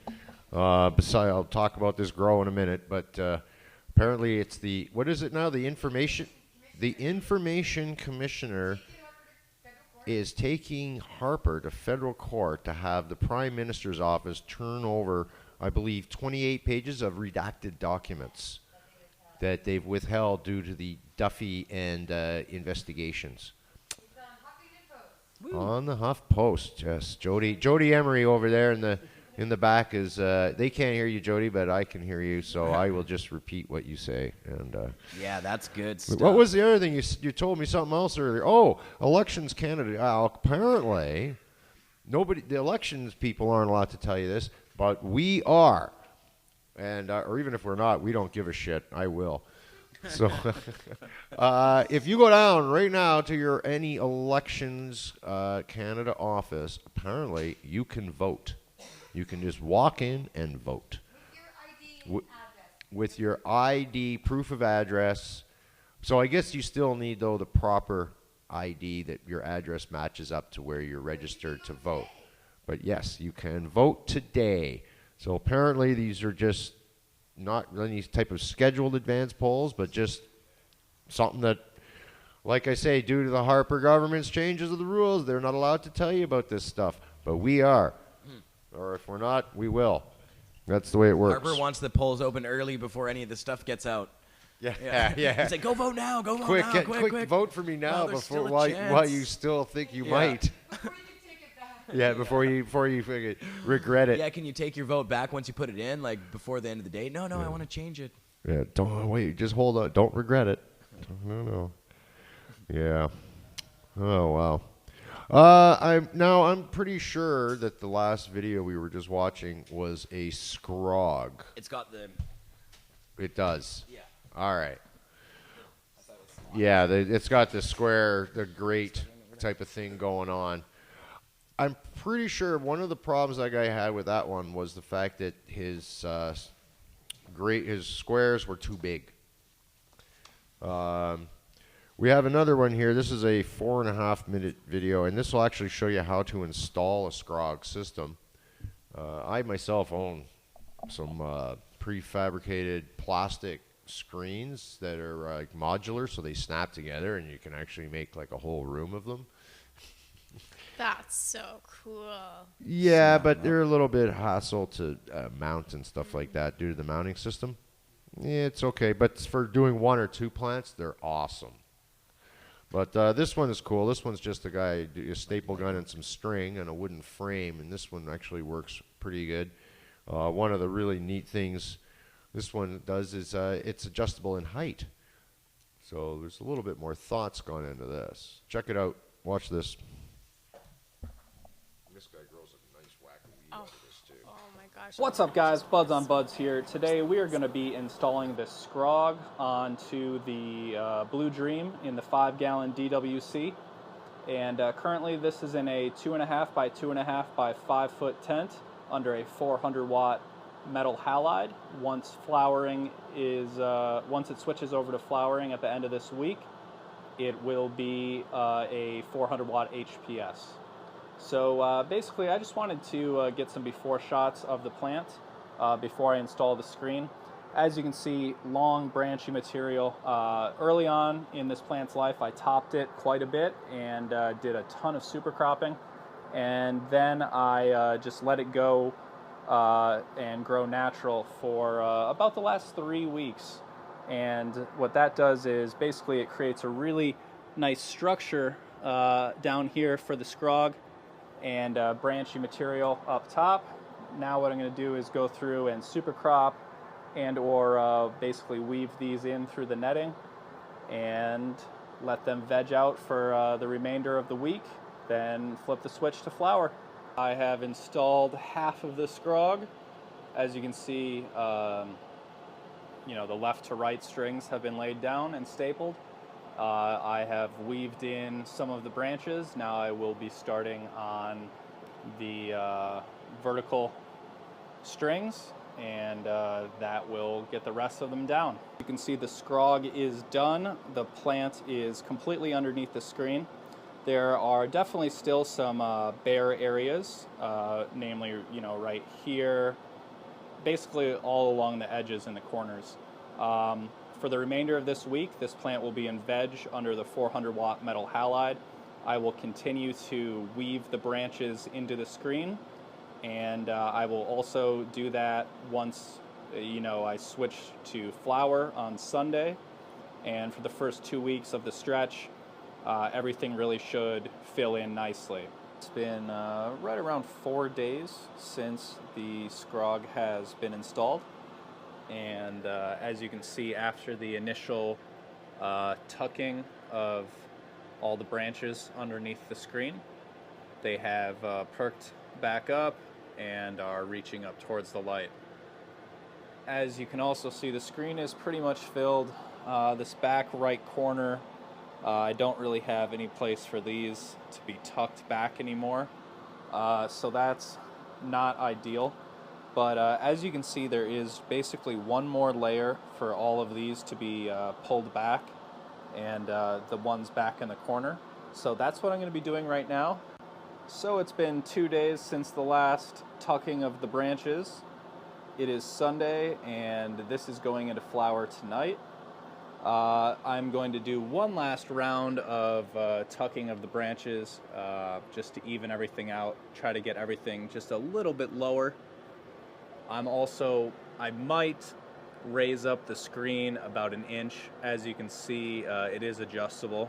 So I'm going to do that right now, and then we'll finish up with a final shot. Progress shot of bending down the stems. As you can see, this back corner hasn't been touched yet, but most of these have been tucked back. This one over here, this one over here, for instance, is just a little bit too short to be tucked under this one. As you can see, I like them to be slightly longer than that. So this will be tucked back in a day or so once it gets a little bit bigger, along with a few other ones down here. But for the most part, as you can see, did a lot of bending and tucking, and by tomorrow this will be pointing straight up. Everything will be a very even starting point, and the HPS will be installed. Everything has been tucked back one last time. As you can see, pretty even canopy. Only a little bit of open spots here and in that back corner, but everything other than that is pretty full.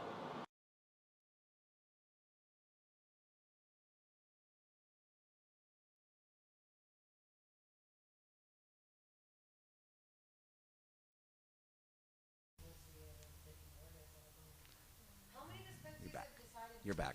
Hey, yes, we're Please back. to be And we had a question from the audience. Audience question. Jody was yelling over there. Heck, I'm not sure he was heckling or no. She was asking Jamie a question. How many dispensaries did you she wanted to know what? How many are agreed to shut? Yeah. No. There was one that thought they might. I don't think they have at this point. Yeah. Well, they were thinking of it. Well, we're still asking for what clarification around what the actual complaint even is, right? So we'll have to see what that is. No, I did want to mention that you're up for an award. Oh yeah, on that coming up thing. A Lift Award. Yeah. Yeah. John Conroy cool. and I were laughing about it actually today because he won last year that category. So. Yeah. And what is it? Marijuana Activism? Cannabis Crusader. Cannabis Crusader. That's it. Yeah, I think John wants a shirt, and we should get it to him. You know what is bizarre? And I named today's show Cannabis Crusader Jamie Shaw, not knowing that you were up for that award. No You're working with Lyft. Yeah. There you go. There you are. All right. Well, how's that? It's not as bizarre. That is very strange. More bizarre. Stranger things have happened, but that's pretty bizarre. Yeah, and also though, the cool thing is though, you're up against. You have another person who was nominated. You're going up against Owen Smith. Yeah. Who's also nominated for the award. So you're in good company. I was surprised. Yeah. That's the part that I really wanted to mention was the fact that at least they got two well-deserved people nominated for this year. Mandy McKnight as well. That's going to be, that's tough. And for those who don't know, the Lyft Awards. Does anybody? Well, that I'm laughing about, but anyway. Does anybody know what they like? Lyft is a cool group that's like doing.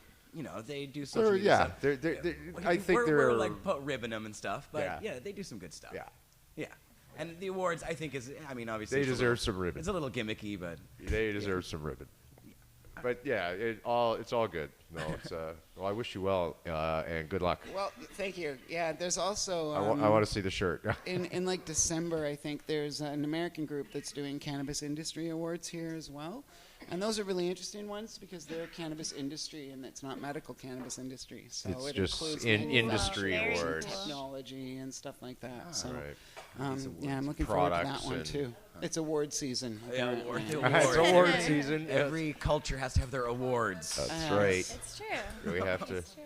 our recognition. Yeah, exactly. The And green it's carpet. universally mocked in every field too, for some reason. All the awards, always. It's like, of course. You know, I think maybe the Academy Awards is the only one that gets away with a little bit of class, but Well, but they still get mocked for Yeah, yeah, they do I was too. like, what? Yeah, they do too. They get mocked. That's just serious mocking. Yeah. Yes, exactly. Dignified mocking. Dignified is polished. Mocking with a polished flair. What kind of mockery is this? A polished mockery. The green Yes. carpet, yes. It better be a green carpet. You're going to be very disappointed. Yeah, a green got carpet our in a hopes green up. room. Yeah. Yeah. That's right. With green curtains. I like green. 28 dabs later has an ice cream sandwich. I'm jealous. That's awesome. What? I want one. What? How does he? How can you see that? Well, he said it in the chat. Oh. I have a camera into his living room. Okay. Yeah, he just, You're that's stalking one of the 28 cams. dabs? And we can go to his cam. Here it is. You want to see I it? saw 28 dabs. Actually, I Oh, saw wait, that you that's the ordered lead- that's the lead cam. a T-shirt, a Fuck Harper T-shirt. Oh, awesome. Yeah, he was on it right Yay. away. I saw him on Twitter. He right on, dude. Way to Hey, go. those T-shirts are selling like hotcakes. in our Yes. I store. love it. People I love it. those.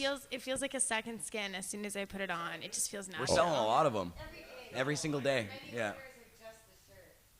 Yes. Keep ordering them. We're I'm already out of well stock in some aware, sizes. and I have to see about. I don't know if we're going to be getting more or not, but because it does take about 10 to 12 days to, get another run done, and we're getting close to the end of the election, and I'm wondering if, come the election, if we're still going to be selling them. Yeah, probably I not think- after the election. No, so I'm kind of leery about getting a big run done at this point. I think we're going to just see how fast the rest of them go and how quick, but I don't know. Right, I see. But You don't I wanna think be what stuck we're with going to it. do is come up with another shirt after the election. So we'll see where that goes. I realize now that I do have my own line of clothing on Opus cannabis 420 culture. clothing, yeah. Opus 420 clothing. I'll start off with one shirt for basic, but, Carly's modeling it today. Yeah. I didn't realize when I made that shirt, 2 years ago, that it was going to be such a hit. You wore it on the Vice documentary, and people went ape shit for it. Yeah, but no, when I did my show here, I used to come over was every when I saw it, Monday, and I came, and one day I come over early, and I was walking around. I had some time to. I think I went down and looked to Granville Street because I needed to go to Future Shops, and I went into Cherry Bomb, and I went, oh, make a T-shirt. Okay, yeah, make me a shirt, dude. It says "Fuck Harper" on it. So the guy did. I remember I wore it on my show that day, and it was a big hit. But yeah, it was the Vice doc. Yeah. That was the People, big that's one. how people know you. They come up to you on the street like, hey, it's the Fuck Harper guy. Yeah, that's right. Aren't you the guy on the Vice doc with the Fuck Harper shirt? Yeah. Actually, I did had a couple people ask me about, oh yeah, you have a roach on your arm, because I did that too. Oh, yeah, right. Yeah. Yeah, right. You did the cam thing, yeah. Yeah. That's funny. Wait, let's see that. I haven't seen that one. You haven't seen that one? No. Oh, shut up. So cool. I want Smoke one. that arm. I Yeah. feel like oh, that's so cool. So that's why, and it's like that way if you're, You just put it if I'm ever in jail when the guards go by, I go, hey, dude. That's hilarious. Yeah, exactly. That's the way it's done. For all those times you've been in jail. Yeah. All like 3 or 4. Mostly was drunk tank. It's more like, Wearing a biker shirt, jail talking, tattoo guy. This is the Opus show. On Pot TV. He's a rugged motherfucker. Closed by B.A. Das. In charge of the toy drive. Toy run. The toy run. Santa. It's for the exactly. Yeah. Kids He's always the bad- like kids bad like black Santa. leather. Yeah. And the smell of gas and oil. Yeah. This has gone to a really weird place. Oh, this is your This first show time on does the that. show. I Title forgot. show. Yeah, we often get so high we just, it's true, I never smoked this much weed in such a short period of time, normally at any other time during the week, except this show. 2 hours of straight smoking. Pretty much. And then 3 hours before the show.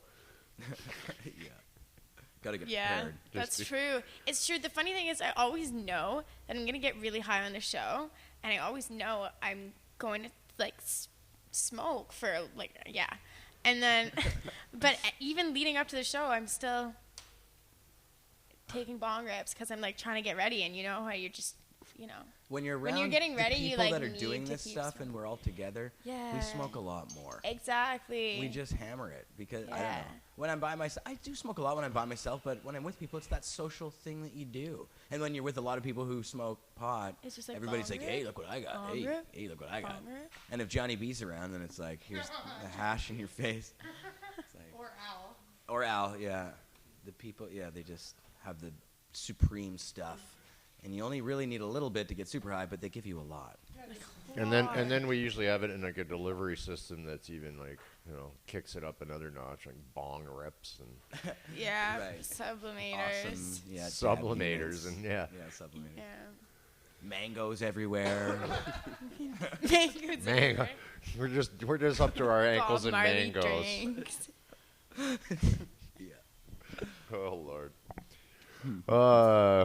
Wait a second. That's not the story I wanted to tell you about. I did want to mention this one. Oh yes, this one, because even though this story, this is one thing. I better bring this show to wind this up. We'll bring this one last story up, and then we'll probably say goodbye. You look ripped. I am. I'm baked. I'm pretty big. Oh God. Today, or yes, I guess it was today. Harper, by the way, put up. What did he say? The government's saying they put a $1.9 billion surplus they posted for last year. Yeah, who wrote that check? Yeah. Who wrote that check? Jody yells out in the background. Who wrote that check? Yeah. That was a heckler. That was like. Yeah, that definitely. Who wrote that check? She is, quote, so mad about it. Well, the interesting thing was, though, that the National Bank of Canada is saying that we're facing a $5 billion shortfall next year. So. $2 billion deficit turned into bullshit. Yeah. So. And also the fact that the parliamentary budget officer warned back in July that the federal government could end up running a $1 billion deficit this fiscal year before posting a $600 million surplus next year, thanks to slower than expected growth. This basically all goes down to you're looking at a $7 billion fiscal headache for the provinces, the report said, over the next 2 years. So think of that when you go to the polls, or if you're looking at voting, or who you're looking at voting for. Anyways, did we watch that video? We did. We just got completely baked. We've done it all, man. Or I did, anyways. I got completely baked. Anyhow, The Weed King is chiming in here in the chat. He says, "Yeah, you got to do it full effect. Joints, dabs, some rosin tech, snort some keef." Couple of Snort some infused keef. capsules, And then 2 infused cookies, and a run of hot knives, full effect. and the suppositories. That sounds, Don't forget. that sounds like a good And idea for our next suppositories. episode. No, wait, no. Smashed it. Those on the Snort marijuana some show, keef. I believe. Yeah, buck a rail up a keef right now. Yeah. I think it hurts Oh, no, it would burns, hurt. man. I'm not going down that road. I don't know about that. No, I don't no, know no. about that. I don't even like a You know nose what? toke. I like bong rips. That's Jody what I pointed Bong out rips, a not a bong rip. hilarious poster that somebody took a photo of. That's the Straight Outta Compton meme. You know that one? But it's straight out of Office, and it has a picture of Harper. Yes, yes. I think I've seen I that like one, that one. actually. That is a good one. Well, that's close pretty much to the end of today's show. That's all we got. I want to thank Jamie for coming on the show today. Thanks for having me. Yeah. Much appreciated. Anytime. Hey, you're always welcome. Come on back and smoke weed with us, and we'll get strange, because that's what we do, keep it stranger. Keep it weird. Keeping it weird here, and the good kind He's of like weird. a cross between Frank Zappa and Hunter S. Thompson. There you go. The problem is I actually see him as Opus, like actually Opus, the platypus. Or Yes. It's true. That's me. Be in the comic strip. Yes, I'm from Bloom County. I reside in the boarding house there in the county. Yeah. But yeah, so and Carly, thanks for coming on again, Thank you for co-hosting. having Appreciate me. it. Thanks for having me. And Stoner Advisory for sitting in and helping out, and Jeremiah as well. Appreciate it, guys, Awesome and to be everyone here. else for being here. Hey, Corey. And our awesome, amazing viewers. I was Yeah. going to say, and everyone for tuning in, 28 And the Jabs, chatters. the Weed King, and everyone else in the chat. I appreciate you guys tuning in every week and watching. And, you know, and if hopefully, yeah, when you see this come up on the recorded version, share that around with your friends. Tell them, hey, man, you should watch this show. Because you should. Yeah. And what's going on tomorrow is, we're doing the Token Tuesday stuff, but that's not on yet. That's going to be fun. And what else is coming up? Wednesday, Marijuana Man, who was actually in today on his day off, smoking was. some reefer. Earlier was We even here. got him on cam. We have proof. Usually is. We have video proof. Yes, his show on Wednesday from Under the Seed Desk. He'll be back here. Thursday, Al the Alchemist is on Pod TV now. Is he not? I heard Al was on doing a show on Thursdays. I didn't know that. All right, maybe not. He might be. I could possibly be wrong. It's possible that he's working on that show. I didn't know that it was. I'm not sure if it was happening quite yet. Is it? He might well be doing it. I read it on a piece of paper in the lounge upstairs, but it may have just been something. May have been just. I think it might have been just connected to Tell him. Wednesday's show, like with Al the Alchemist, perhaps. It could be that they're referencing Wednesday's show, but That's what I'm thinking. There maybe he a was reference. talking about working on something, but I hadn't right. heard anything about it for a while. So All right, so scratch never know with Thursday. Al. Could be he just. We're just gonna skip Thursdays. Thursday, just get high and don't worry about it. And Friday, Jeremiah will have his show Yes, back this week. Yes. We didn't do one last week, but we'll be from back. under the news desk. From under the news desk. Sleeping under the news desk. Yeah, with Jeremiah Vandermeer. Yeah, that would be No, bad. Cannabis Culture News, of course, Fridays. Saturday, the Redbeard Show. That's right, the beard. Yep. Hot glass, dangerous stuff. Don't get it on you. Hot glass, hot host. Hot glass, hot host. Watch Love that that show guy. if you like beards. If you like glass and beards.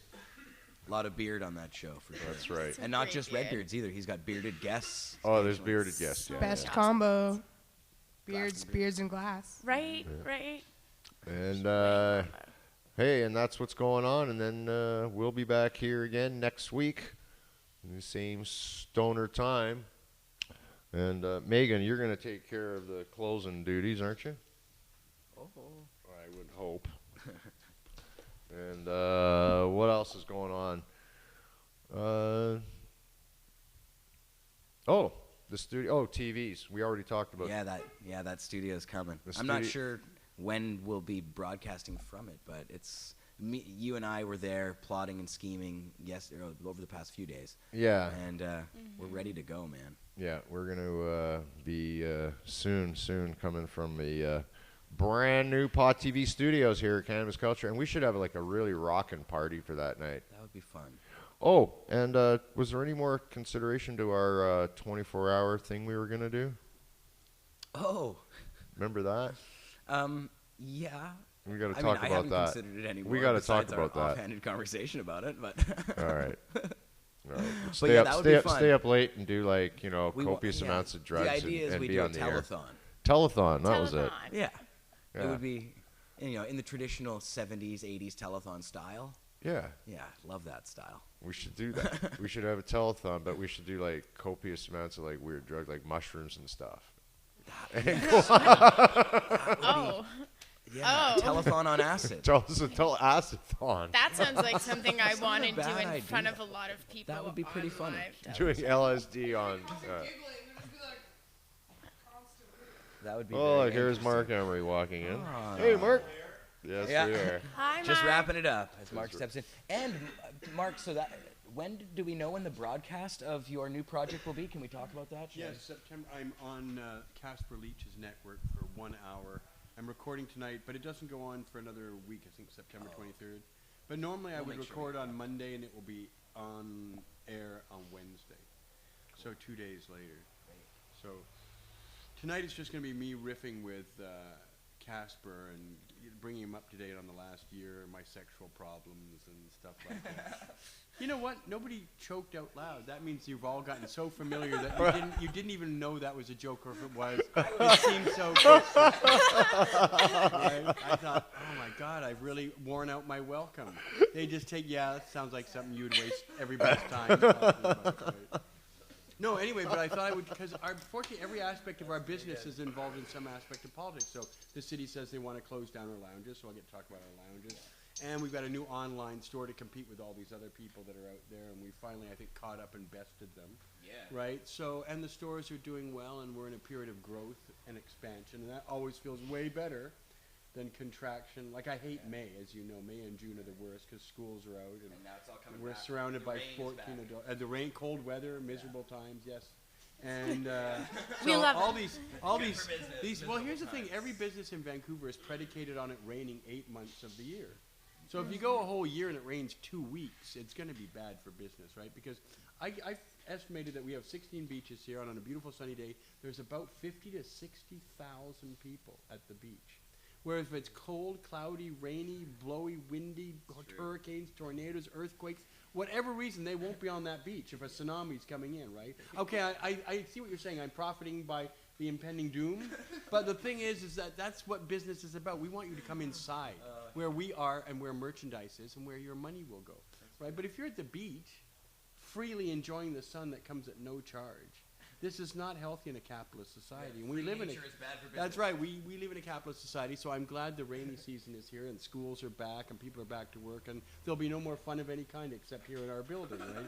Is essentially how it works. And No more fun. Absolutely no. Only no. here. that's right. Yeah, Only all this here. fun people can have for free in nature. This is very anti-capitalist. In fact, reality as a rule outside of these doors is very anti-capitalist. Yeah, that's right. So, thank goodness for this building because we keep the engine of the economy going, right? There we go. I love it. Yeah. So now that I've discussed it on your show, though, I won't need to. That's right. CannabisCultureHQ.com. It looks awesome. I'm so proud of it. You guys did a great job. Gary Winter did a great job. And we will not be undersold. Any price in the world that people see on anyone's website, which is their regular price, I will match it. Right. But so far, I haven't seen it because we already have shaved our margins down. Exactly. And I know what it's out there because people tell me every day, well, I can get it for this much at so-and-so. Vapor World or some non-existent, $9 an hour place out of Tennessee where they're paying the lowest wage rates possible. And they want us to match the prices of these businesses. And I said, hey, nobody charging, paying slave wages is going to beat us. Yeah. So so things have gone much better online. Yeah. We're doing well on that store. The stores are busy. The bad weather is back. I'm really happy. Awesome, Mark. All right. Well, listen to Thanks, Mark. on Casper Leach's radio station. Yeah, Time I for also Hemp called Radio. anybody who doesn't support initiatives a traitor yesterday. And I think so, yeah, like for the people who are against Proposition 19 in 2010 or against I-502 in 2000, these people are traitors. You might think you're an activist, but you're not really one of us. You're one of the dark, shadowy characters that hover around the edge and want to soak up our vibe. But when push comes to shove, you show no moral leadership and tell people, hey, no ballot initiative ever is going to be perfect. Politics is an imperfect thing. It's dirty, it's sleazy, it's compromising, but that's what the nature of politics is. So recently, somebody named Sherry Sicard, a nice person, done lots of good, he said, I can't support this Ohio initiative because it puts production of weed in the hands of some people. Hey, as long as 2 people get to produce weed legally, that's 2 more than we're allowed to have it yesterday. And then everybody else in Ohio gets to possess it legally and buy it legally, as well as whatever source they were going to before. So to me, everything that's ever been put toward for a ballot is an improvement on the existing situation, right? So when people say I can't get behind it because there are too many compromises, these people are essentially ignorant and should not be in positions of leadership. What about and I'm just playing devil's advocate here, but what about their argument that some of the purists make that if you do settle for the lesser, it brings down the momentum for something down the road, and it means that less people would probably. But here's the thing: that's what medical marijuana did. But we don't hold that against all the people who are benefiting by medical marijuana now. Like Proposition 215 in 1996 was a huge compromise. It didn't provide for any legal avenue to produce. It made it so that some people are privileged in producing over others, and that some jurisdictions you can't get medical marijuana at all, nor can you grow it or anything. In others, it's like a Disneyland of marijuana, right? So there's obviously compromises and inconsistencies in every initiative. But who would want to undo those? Hey, do we want to go back, say, get rid of 215 and pretend it didn't exist? Are you kidding? We'd have hundreds of thousands of people more in prison than we do now. And same with every other state. All those initiatives and laws are better than what we had before. And it's a human's nature to struggle. We have to keep fighting.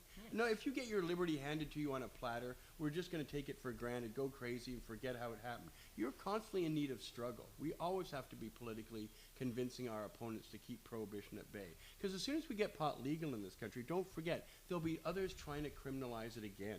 They'll have the momentum, because we'll take it for granted. Hey, pot's legal, isn't that awesome? And then the people who can't stand us, the same people before, will say, no, we need more regulations, we need more restrictions. We shouldn't let people have it, right? And so we'll have the reverse situation. The prohibitionists will be the activists, and we'll be defending the status quo. So it's always going to be a fight to improve what we've got. And that's never going away. That's why the but see, I think everybody who's in our movement who considers themselves a leader has to understand that, and that therefore to oppose any initiative done by other activists that improves what we've got now is the worst betrayal. That's why David Malma Levine still hasn't earned his way back in my books entirely, because he opposed 502 and he opposed Proposition 19. And it's one thing to think in your heart that it's not a good thing, but if you go He's voting liberal, though. If you go, there you go, finally, and so on, and of course so am I. And even though, Trudeau probably pressured Joy Davies to resign in Surrey Fleetwood or wherever she was running. And why? Her comments were pretty mild. They were all true. Yeah. More importantly, they were all true. But here's the thing. Politics isn't about the truth. Right. It's about whatever the leader in the current campaigns feel comfortable campaigning on. And Trudeau just thought, I don't want to spend 10 minutes being distracted by people saying, well, one of your candidates says it's great for kids to take pot. And I understand his point of view, because that plays into the conservative ad campaign that Trudeau wants to give our kids pot. So I can see that Joy Davies statement being taken out of context and then promoted in the Chinese media, and the Sikh media and the conservative religious media, and actually hurting the liberals. So I get it. And Joy Davies didn't have a hope in hell of winning. She's up against Diane Watts, who's like a fascist very popular, very pro-cop, anti-drug. Yeah, she's a Surrey superstar. She's going to be the next leader of the Conservative Party, mark my words. You think? If she's going to get elected for sure. I'm not sure Stephen Harper is going to get reelected, okay? Because I think they're going to lose momentum enough for people to start thinking about who would they rather have. So I think this is Stephen Harper's last hurrah no matter what happens. Oh, guaranteed. I think Diane Watts will be the leader of the Conservative Party in the next election. And I think she'd be very strong. She'd be the first elected Canadian Prime Minister if she got elected. She's like the best female politician. She's like a guy, right? She's got balls. She's got temerity. She's a hard ass. Yeah. But the thing is, people like those kind of people. That's why people like me, even though they can say he's an asshole, but I still admire him. Because assholes or jerks or pushy people or arrogant people, they get shit done. Everybody else who's thoughtful and compassionate is going to bend. They're going to give in. They're going to compromise. That's not a good leader. That's not what people want to elect in a politician. They want people. That's why Donald Trump is so popular. Yes. Yeah, you and I as intellectuals think he's an idiot. But the fact is, he's the same easy idiot that reflects all the other idiots in America. Absolutely. When it comes down to it, there are very few intelligent voters. We were talking about this earlier. Intelligence at election time is of no value, because nobody wants to be convinced intellectually. They want to be convinced emotionally. We They need want that to on a know in their T-shirt. heart Yeah. that Yeah. it is the right place. T-shirt. So that's why Trump is popular, because the angry people go to the primaries, and he's an angry man. I mean, doesn't he reek of obnoxiousness and stuff? You know what, though? I love The Apprentice. When he's a boss and he's telling people what's important in getting the job done, I'm totally down with him. Just like John Taffer. There's a guy who's going to blow a blood vessel any time on that show, Bar Rescue. He's always yelling and screaming, but he's 100% correct. See? So the thing is, he's trying to get through to people because the intellectual didn't work. So now he's going to yell and scream. And if that beat didn't it work, into you. he's going to stomp his feet and walk out and take his baseball home because it's his show, right? So ultimately, he's going to get his way, right? And I like that guy because he moves those people in the right direction. Right? I feel like him. I wish I could go and abuse my employees sometimes like that and get them to do stuff, right? But then you can't do that. They'll cry or they'll get upset and tell the other employees, right? But those guys can get away with it. Donald Trump did not hesitate. Not only that, they use bad language and say, you're the weakest link. You're fired. Right? And they take relish in it. Oh, my God, on national TV, you just got fired in a humiliating way. And we love this guy. So don't be surprised if he's the same way running for president. Yeah. Oh, I'm not surprised at all. I'm still not convinced that he's any worse than anybody else for president, though. All these other guys, like Jeb Bush or Hillary Clinton, it's like, Jesus, who would you vote for? Well, it's like you might as well. It's like playing Russian roulette, anyways. It's like having another Ronald Reagan going on. We got another actor in the house. Hey, they're all actors. Oh, yeah. You've got to be an actor to be a politician. Trudeau's an actor. Oh, for sure. Harper's the only person not acting. He's genuinely an asexual, cold-hearted automaton of a human being. But to him... That's putting it nicely. That's putting it nicely. Harper's got an inner game going on. He doesn't really have relationships with other people. He doesn't have any friends. He has no lovers. He has nothing. But he has himself. And that's where his activity and game is going on. I get it. Sometimes I feel like that, iconoclastically inclined to think that I don't really understand anyone else. They're all crazy to me. They're irrational, whatever. He's thinking the same thing. So I look at him and I see his game going on. Now, I almost feel sorry for him now because everybody's piling on, fuck Harper shirts are around, right? And all these people say terrible things about it. I mean, that's going to take that's going to take this toll on the guy. I mean, his wife doesn't love him, I'm sure. You never see him. Do you ever see a picture of Harper and his kids? What are they, fucking 20 now? And they are never around. Yeah, they're never around.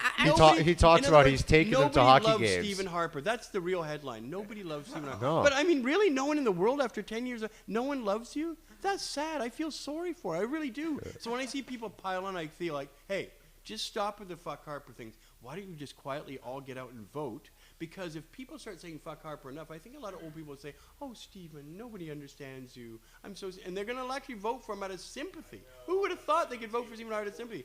But that's what I'm thinking. I'm thinking everybody's piling on this guy. All his friends have left him. All the good guys in the cabinet are gone. The Conservatives aren't running any good candidates. They're all idiots. People love to pile on, though. I know, and so I'm really worried that he's so pathetic. And he looks it to me. Stephen Harper looking pathetic is very un-Stephen Harper. Like, he looks beaten down. He looks stooped over. He looks defensive. That's not him. Normally, Stephen Harper walks around with that arrogance and says, I don't give a shit. 10 years is taking its toll, I think. Well, okay, and the as it usually does on prime ministers. It usually does. And I mean, I'm just saying we shouldn't blow it though by piling on with the fuck Harper. But right now we're in an age of where we're at a time where things are based on importance on whether or not they go viral. Right now, it's about getting messages that go across, and right now people are think that wearing scrolling a across. Fuck Harper T-shirt is the same as voting. Like they did something. You didn't. No, do they don't. Yeah. Listen, most of our people probably still won't vote, despite all the talk we've had. That's true. Right? And you know what? I know when I come to work that day, members of my staff will not have voted and won't be going to vote. They just are too fucking lazy. And I see it everywhere. I see it in our people especially. We're really bad about it because we're the kind of people that think by doing other things, being on social media or doing a show like this or wearing a Fuck Harper T-shirt or even smoking a joint in public, they think that's actually doing something, that's activity, that's political activity. It's not political activity. There's nothing you can do more important than voting. No, because if you vote, other people will vote because you'll actually go do it and you'll talk to others about going to do it. But if you're really just talking about fuck Harper, that's just a sentiment. That's just emotion. No, you have to vote. For your generation, for the younger generation, for young generation, they actually think that does something. Social media could be the biggest cop-out of all time, and that it enables people to not do things. You know what it's done? You know what it's done for me? It got me interested in politics. I grew up in Ottawa, and but you haven't voted yet, have you? No, but this is going to be the first year that I will. And I grew up in Ottawa, surrounded by politics, where By it's the like way, all have you registered everywhere. to vote then? Because I know you're not registered to vote. Jody's I'm going to give an update. I've been doing some sleuthing online and tweeting. And yes, indeed, you can go vote today or tomorrow or any day. Yeah, basically the website says ways to vote on voting day, the 19th, or on advanced voting days, 9, 10, 11, and 12, or vote at any one of Foreign Elections Canada offices. And I went and I looked, and it's like every day, normal hours. So go elections.ca, or go to my Twitter. I'm just going to share this link. Well, you know what? We're going to be out of town that day, so we should go vote. You can vote any day. So let's find out where we're voting. Let's on all House go Street. vote. I've been saying for years now, and on most of the shows I've done, that it's more fun to go vote with a friend. So right away you're going with first two. of all, there's a long lineup, so you're good to have someone to talk to. Exactly. So go with some friends. Everybody should go down. I've even said, I don't know why we don't all wear like goofy clothes and dress up for voting. A picture of themselves voting with a selfie, we're going to give it a huge deal at the store that day. So come in and show us voting, because you can't really take a picture. Get someone to take a picture of you voting, but you can take a picture but of you can yourself. take a picture, a I don't know what selfie you're doing. in front of the polling Or station. even marking your ballot or something. Yeah. Harper, oops, Yeah. But I mean, some picture or selfie, and then we're gonna give people we'll give them $5 worth of stuff free or something. So and everybody should do this. Starbucks should give out a free copy if you show a selfie of you voting. Yeah. We should give out 2 packs of Rollies. And then maybe we'll do that. At least 2 packs of rolls to everyone who comes in that day and says shows I voted and shows us the selfie. And we should get other stores around the city to do that, so that you could probably fucking eat and drink for a day, and smoke weed by voting. Drink for a day, walk around. That'd have to be a big discount at Brandy's, but I mean, you get the breakfast. But I will bring it up to them. The birthday. And by the way, I voted. Birthday breakfast at Denny's. What? But anyway, but I think that's an encouraging way to get people to vote, is that we in the community give people stuff. Yeah. Right? And then you can get, as long as we don't tell them how to vote. No. Right? Anybody but Harper. As long as we don't tell them how to vote, then it's not a bribe. Whereas if I told them anybody but Harper, that is a bribe. Right. And you're not allowed to offer inducements and bribes. We just want you at the polling station. So no matter who you voted for, hey, even if you voted for the Conservative, we will give you 2 free rollies here at Cannabis Culture. Well, we don't know who you voted for. You don't have to tell us. You just have to show us that you're at a polling station, a selfie in front of a polling station. So that's it. Because we're started this for our election night special coverage that we're having here that night, that you get into the lounge free. By the way, I'll be in Toronto, so I will call you with the results illegally in advance to tell you how the polls are there before you're even aware of it. Okay. So it will be like the voice of the future. It'll be Hi, great. Mick, it's Mark. We're way ahead of you. The Liberals have already won. It's later where you are, Mark. It must be late. Anyway, listen, I've got to go and get ready for this Casper Elite show. I have and to do. Go do that, and we're signing off here. We're running late. Well. Yeah, that's true. Well, that was all fun, and it was enjoyable. That's yours out there. It was fun. We have no control over Emery. He just walks into our studio. And on that note, when is the new Pot it's just TV? That Mark when is guy. the new Pot TV studio going to be started? Well, we don't know. We're working on. Well, we would have been working on it now, but we run late brand tonight. New functioning Pot TV. Yeah, I'm sure it'll be before that. When? Christmas would be nice. I'm just thinking. Realistically, that's 3 months from now. I know how things go. Yeah. If we have our Christmas Pot TV party on the air out of that studio, I'll be happy. There you go. All right. Well, now we got our work. We have a timeline. There we go. That's what we need to start with. All the people listening should come and visit me at Cannabis Culture at Hastings Street during the daytime and Davie Street many nights at night. Plus our lounges, which we're going to do a redo over on Davie Street. Something exciting, I hope, is coming from that. And our new online store, our new Pot TV studio is coming by. I love talking about all these new things that are going to be happening or are happening. There's always something new going on. That's fun. And I'll see everybody at the Saskatchewan Harvest Cup October 4 to 6, as well as in Toronto at the Karma Cup on the 16th, 17th, and 18th. And then we'll be at Vapor Central, the brand new Vapor Central. They've sank a ton of money into our wonderful friend Chris's place there. And so we will be there on election night, Jody and I. Wow. In Toronto, having voted here at the voting station on Howe Street. So, yes. All and right. I'll take a selfie to prove it. And you know what? We'll take a selfie to prove it early, and then we'll promote it. We gotta go. We're out of here. Bye. Yes. All right. Thanks, Mark. Love you, man. Yeah, we'll Thank be you, here until Mark. tomorrow, but yeah. No. Uh-oh. No, leave him. Leave him on. Leave him on for a minute. That's funny. Okay. That's just the power going weird on us. But, hey, that's been... Good show. This show just literally fell apart, and but we're running, and we're letting it. So, hey. It's the 420 lifestyle. This is the 420 lifestyle, and this is the way it works. Enjoy. Have a good one, guys. That's right. All right. So, which camera's on? Your cam now. Are we on? All right.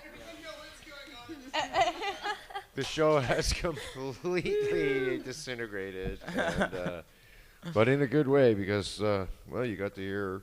That's Mark what happens Emery. when Mark comes on the show. Mark Emery's point of view. Lord Almighty. You know what we didn't do? We didn't have any giveaways today, but that's okay. We'll just give more. Yeah, no, we didn't do a giveaway. No, we'll give more stuff away next week. Okay. But hey, so and until next week, cultivate the freedom.